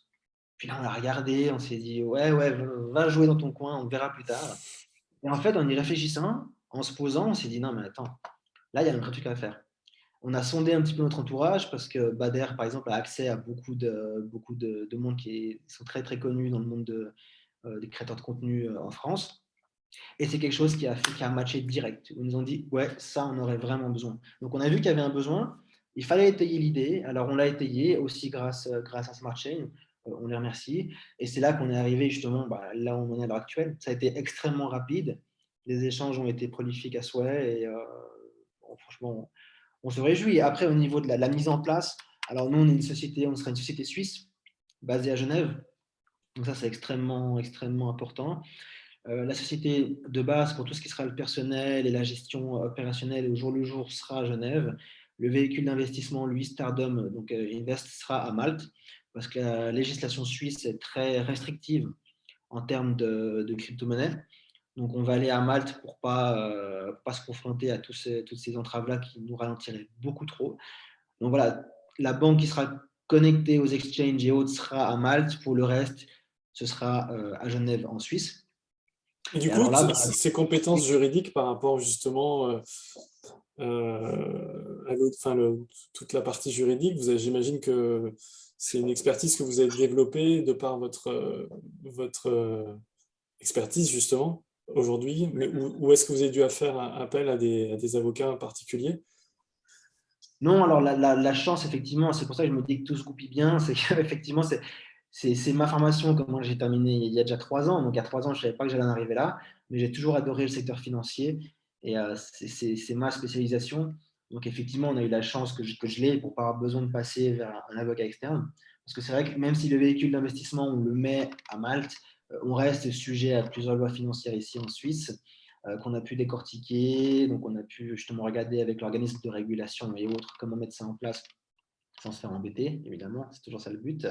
Donc non, on n'a pas eu besoin de passer par un tiers pour ça. Parfait. C'est vrai que c'est en général des barrières qui sont assez importantes dans des projets crypto et c'est toujours appréciable quand on a les compétences en interne. Oui. Non, en plus, pour la petite histoire, quand on regardait avec Smart Chain, eux étaient partis du principe qu'on allait mettre ça en France. Et justement, lors d'un call, voilà, on se parlait, en France, il y a tel mur à passer, il y a telle entrave et autres. Et puis, j'aurais dit, non, mais pourquoi la France? Il y a plein de pays où la législation crypto, elle est top, en Estonie, à Malte ou autre. Malte est le plus proche. Donc on a nos équipes d'avocats aussi à Malte, là-bas, donc qui pourront gérer au jour le jour, avec l'institution de régulation des marchés financiers là-bas, justement les problématiques ou le dialogue qu'il faut avoir avec eux. Mais effectivement, non, c'était une solution à prendre tout de suite par mesure de simplification. Et une petite question, alors, sauf s'il y a d'autres questions avant, n'hésitez pas encore une fois, enlevez votre micro. Personne. On va dire que c'était clair dans la présentation. Tout était très clair, on peut le dire. Une petite question par rapport à l'exécution, notamment l'onboarding des célébrités et de la construction, on va dire, de la plateforme et de la communauté et des fanbases. Comment vous voyez les choses? Est-ce que vous avez déjà, j'imagine, quelques stars du Star System et qui pourra justement aider à développer ça, à faire les premières pierres à l'édifice? Comment ça va se passer? Ouais. Alors déjà, il faut savoir, quand on va créer la plateforme,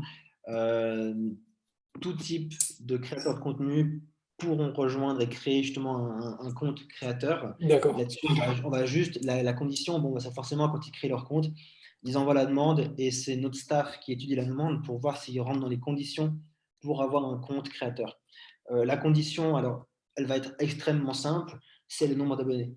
On va les limiter à partir d'un nombre d'abonnés. On n'a pas encore défini ce nombre. On ne sait pas si ça va être 40 000, 50 000 ou un peu plus, mais on va définir. Voilà, parce qu'on veut quand même que quelqu'un qui est un compte créateur ait une audience. Il n'y a pas d'audience. Voilà. On parlait des petits créateurs, donc sans doute qu'on ira à partir de 50 000 abonnés.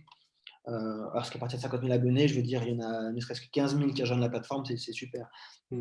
Au niveau, ça rentre dans les discussions qu'on a avec les différents protocoles sur lesquels on va peut-être aller, qui sont français pour l'instant. On a justement déjà des 8 principes, parce que ça, c'est quelque chose si vous voulez, on va extrêmement vite aussi, parce qu'on s'y prend très tôt. C'est-à-dire qu'à peine on avait les idées posées sur papier, Bader, par exemple, a déjà commencé à solliciter tout son réseau d'influenceurs, de youtubeurs et autres qu'il connaît. Eux, ils se connaissent tous, donc forcément, ils prêchent la même parole droit derrière, donc ça va très, très rapidement. Et on a déjà récolté les oui de principe de pas mal de monde. À l'heure actuelle, on serait approximativement sur une fanbase cumulée au lancement de Stardom d'à peu près 20-25 millions de users. Donc, Waouh. c'est énorme. C'est énormissime. Et après, l'avantage qu'il y a, c'est que c'est effet boule de neige. Je veux dire, à partir du moment où il y a des stars, comme on appelle, ou des créateurs de contenu qui sont sur la plateforme et qui peuvent en parler, leur communauté arrive. Si la communauté arrive, d'autres créateurs de contenu se disent, tiens, là-bas, pourquoi pas. C'est effet boule de neige. C'est effet Ouais, boule de neige. complètement, c'est l'effet viral, tout à Après, fait. il y a une hype qui se met en place. Voilà, on propose quelque chose où les gens sont vraiment liés, ils interagissent, où en plus il y a cet aspect spéculation où les gens qui arrivent très vite, s'ils stackent leurs jetons, qui sait ce que ça peut donner dans quelques mois, quelques années. Donc, ils perdent même pas l'argent qu'ils dépensent. C'est pas comme s'ils arrivaient, qu'ils dépensaient, alors je veux dépenser 20 €, imaginons, pour X nombre de follow, et que c'est une dépense superflue. Consommer, c'est pas un objet consommable, ils l'ont. Vous voyez, donc ils peuvent le rééchanger plus tard. Pareil pour les NFT. Donc il y a un aspect économique qui est aussi top. Donc aujourd'hui, vous êtes accompagné par Smart Chain, c'est ça? Tout à fait. Et notamment, enfin, toute l'équipe Smart Chain et particulièrement Vincent, c'est ça? Hein? Oui, tout à fait. Alors Smart Chain, et dans les slides, il y en a un qui n'est pas, mais c'est justement l'équipe de chez Unblocked, D'accord, qui s'occupe aussi de la partie communication et autres. Donc, je les salue parce qu'ils ne sont pas sur le slide. ça Faut marche. pas les oublier. Mais c'est vrai que là, alors en ce moment, on échange beaucoup avec Marius, avec Vincent, un peu avec tout le monde. Là, c'est ça qui est top, c'est qu'on a à chaque session, on se fait une par semaine, donc on se parle très très régulièrement. Ils sont 5 ou 6 par session, il y a vraiment tout le monde sur le projet. Non, il y a un engouement qui est là, on a tous une ambition pour ce projet. Et ouais, ça va aller bien, on Bon. l'espère. Et donc, une question de Raphaël que je vois là, que je vois à l'instant. La question de Raphaël, pouvez-vous, s'il vous plaît, nous parler de vos difficultés rencontrées en France? Alors, si vous voulez, on n'a pas rencontré de difficultés en France parce qu'on ne s'est pas confronté à la législation française. Moi, de par ma formation, je sais qu'en Suisse, il y a des limites qui sont assez chiantes. En matière financière, typiquement, vous pouvez obtenir différentes autorisations de l'autorité. Il y a l'autorisation la plus haute, qui sont celles qu'ont les assurances et les banques. Il y a celle en dessous, qui est l'autorisation FinTech, comme ils l'appellent. Et il y a encore le régime en dessous, où il n'y a besoin de rien. Voilà. Ce régime est défini par rapport à l'argent, au dépôt ou l'argent qu'on gère sous nos comptes. Tant qu'on n'a pas atteint 1 million, on est dans le régime sandbox, comme ils l'appellent, où il n'y a pas d'autorisation. Entre 1 million et 10, on est dans le régime FinTech. Au-dessus de 10 millions, on est dans le régime au-dessus. Et à partir de ce moment-là, pour avoir l'autorisation, avant même qu'ils regardent le dossier, il faut qu'on ait 10 millions de fonds. Voilà, c'est la base, 10 millions de fonds propres pour garantir les déposants. Ça, c'est la base. En France, la législation, alors sur les montants, c'est pas pareil, mais on est sur les mêmes difficultés, à savoir qu'il faut avoir des fonds propres assez conséquents dès le départ et que vous ne pouvez pas créer votre compte ou autre tant que vous n'avez pas ces fonds. Voilà. Et après, il y a tout un processus administratif où ils épluchent forcément le dossier de chaque personne qui participe sur le projet. Et évidemment, on est dans le financier, donc il ne faut pas qu'il y ait des gens qui ont été condamnés, ce genre de choses qui soient dedans. Et ça prend beaucoup de temps. On est tributaire de la vitesse de l'État et on sait à quel point l'État ne va pas forcément vite. Donc, dès le début, on s'est dit, on va pas aller là-bas, tout simplement. Voilà. À Malte, on peut aller beaucoup plus vite. Donc, on a choisi cet état-là. Ok, très clair. Bah, écoute, merci beaucoup Mathieu. Peut-être, on va redonner peut-être la parole aux autres aussi participants, intervenants. J'aimerais bien que vous puissiez nous échanger avec nous une petite anecdote qui vous a marqué dans votre parcours entrepreneurial de la blockchain. C'est un peu la question de Joker, quoi, si vous voulez partager avec nos auditeurs. Donc, si tu veux commencer, bien sûr, Mathieu, tu es le bienvenu. Sinon, comme vous voulez. Ouais, alors moi, la petite anecdote, bon, c'est pas quelque chose de drôle, mais c'est plutôt mon ressenti par rapport à ça. Alors, ce qui est assez impressionnant, puis je pense que mes camarades seront d'accord, c'est à quel point ça prend au tripes, ce genre de projet. Moi, il y a des soirs, j'en dors pas, mais vraiment, je suis d'accord. ça, c'est une chose. Et surtout, là, vu que nous, notre domaine d'activité est directement lié aux créateurs de contenu, aux influenceurs, aux stars et autres, moi qui les regarde à la télé, qui les vois et autres, j'ai pu en rencontrer pas mal. Et donc, c'est là où je me disais, c'est fou. S'il y a 5 ans, moi, pauvre étudiant en fin d'université, j'avais su que là, ceux que je regardais à la télé, j'allais les voir, participer à un projet avec eux et autres, je ne l'aurais pas cru. Et donc, voilà, moi, c'est plutôt un ressenti. Et c'est phénoménal ce qu'on peut faire avec ce type Il n'y a pas de d'activité. limite, quoi. Il n'y a pas de limite. Ouais. Il n'y a pas de limite. C'est ça qui est dingue. Encore plus avec Stardom. Parce Mm. que demain, il y aura des nouveaux créateurs de contenu. Il y aura toujours du neuf, du neuf, du neuf, du neuf. Mm. Donc, potentiellement, là, on a de quoi travailler jusqu'à très longtemps. C'est pas une anecdote, mais c'est un ressenti qui est assez incroyable. Ah, c'est chouette. Merci beaucoup. Merci pour ce partage. Junior, tu veux partager Ouais, aussi effectivement, les nuits sont courtes, d'autant plus que c'est vraiment le Far West. Et avec les NFT, on le voit encore plus. Quand j'essaye de faire un petit peu de veille ou de regarder ce qui se passe, etc., mais c'est toutes les minutes. J'ai l'impression qu'il y a un projet qui se crée, qu'il y a une nouvelle idée, un nouveau concept, un nouveau NFT. Et dans la blockchain, c'est vraiment ça, quoi. La vérité d'il y a 15 jours n'est plus bonne. Et c'est pire que l'éducation d'un enfant. C'est vrai. J'en parlais avec un de mes collaborateurs qui est un jeune papa, où toutes les 3 semaines, les règles changent, mais là, c'est tous les 2 jours que les règles changent, quoi. Donc, c'est juste impressionnant. Et encore une fois, et c'est pour ça que je trouve les 3 concepts très intéressants, parce qu'ils se positionnent tous les 3 sur ce point-là. Quand je parle de Far West, on est vraiment dans la ruée vers l'or aujourd'hui avec la blockchain, avec les NFT. Et moi, il y a une phrase qui me fait beaucoup fonctionner, c'est que dans les ruées vers l'or, ceux qui gagnent le plus d'argent, ce n'est pas les chercheurs d'or, c'est les vendeurs de pelles. C'est clair. Et que ça soit Stardom, MyTVChain ou Sandaga, on est vraiment là pour apporter ces solutions, ces plateformes, ces outils à tous ces créateurs de contenu. Et ces trois beaux projets qui ont, à mon avis, un bel avenir. Carrément. Merci beaucoup. Merci encore. Ryan, tu veux aussi nous dire quelques mots, partager avec Ouais, nous? carrément. Non, mais c'était hyper drôle ce qui était dit et c'était hyper intéressant d'ailleurs, Mathieu, ce que tu as pu dire aussi, parce que ton projet et l'anecdote aussi. Mais moi, je veux rebondir sur celle de Junior. Concrètement, ce qui est hyper drôle, c'est qu'en fait, moi, j'ai des potes où au tout début, voilà, en début d'année, quand moi, je prenais des NFT, je me rappelle notamment du NFT de Gary Vee, donc les V-Friends, hein, pour ceux qui connaissent. Donc voilà, j'en mint et tout. Je dis à mes potes, ouais, voilà, ça m'a coûté 4000 dollars et ça m'a coûté 2000 dollars. Et ils me disent, mais mec, t'as acheté. En plus, ils sont hyper moches, hein, les V-Friends. Donc les mecs, ils me disent, mais mec, mais t'es malade. Et aujourd'hui, en fait, ils me disent, comment je fais du coup pour minter des Metaverse Marauders? Ça se passe comment? Voilà. Donc du coup, c'est te dire, tu vois, en 6 mois, comment les choses changent. Et je reviens justement à ce que disait Junior et aussi un peu Mathieu, c'est que c'est ça, c'est Far West, il y a encore tout à créer. Et voilà. Et pour une deuxième petite anecdote un peu drôle, c'est que à un moment donné, il y a quelqu'un qui m'appelle, donc je prends le numéro, je ne sais pas qui c'est, je ne sais pas comment est-ce qu'il a eu mon numéro de téléphone. C'est un journaliste qui me dit, oui, du coup, je vois que vous faites des projets NFT et tout. Je dis, oui, ok, oui, c'est ça. Et il me dit, d'accord, bah, du coup, est-ce qu'on peut peut-être faire une interview, etc. Je lui dis, du coup, dites-moi peut-être un peu plus sur vous, etc. Il me dit, non, mais parce qu'en fait, je vous appelle parce que voilà, je vois que ça commence à marcher pas mal. J'ai vu qu'en plus, il y avait un autre projet monté par LNC, voilà, et tout. Je dis, non, mais en fait c'est le même, quoi. Du coup, il n'y a pas de... Voilà. Donc, du coup, c'est dire, c'est encore, et on revient toujours sur la même chose, c'est le Far West, quoi. En fait, les gens ne comprennent pas encore, les journalistes ne savent même pas de quoi ils parlent encore.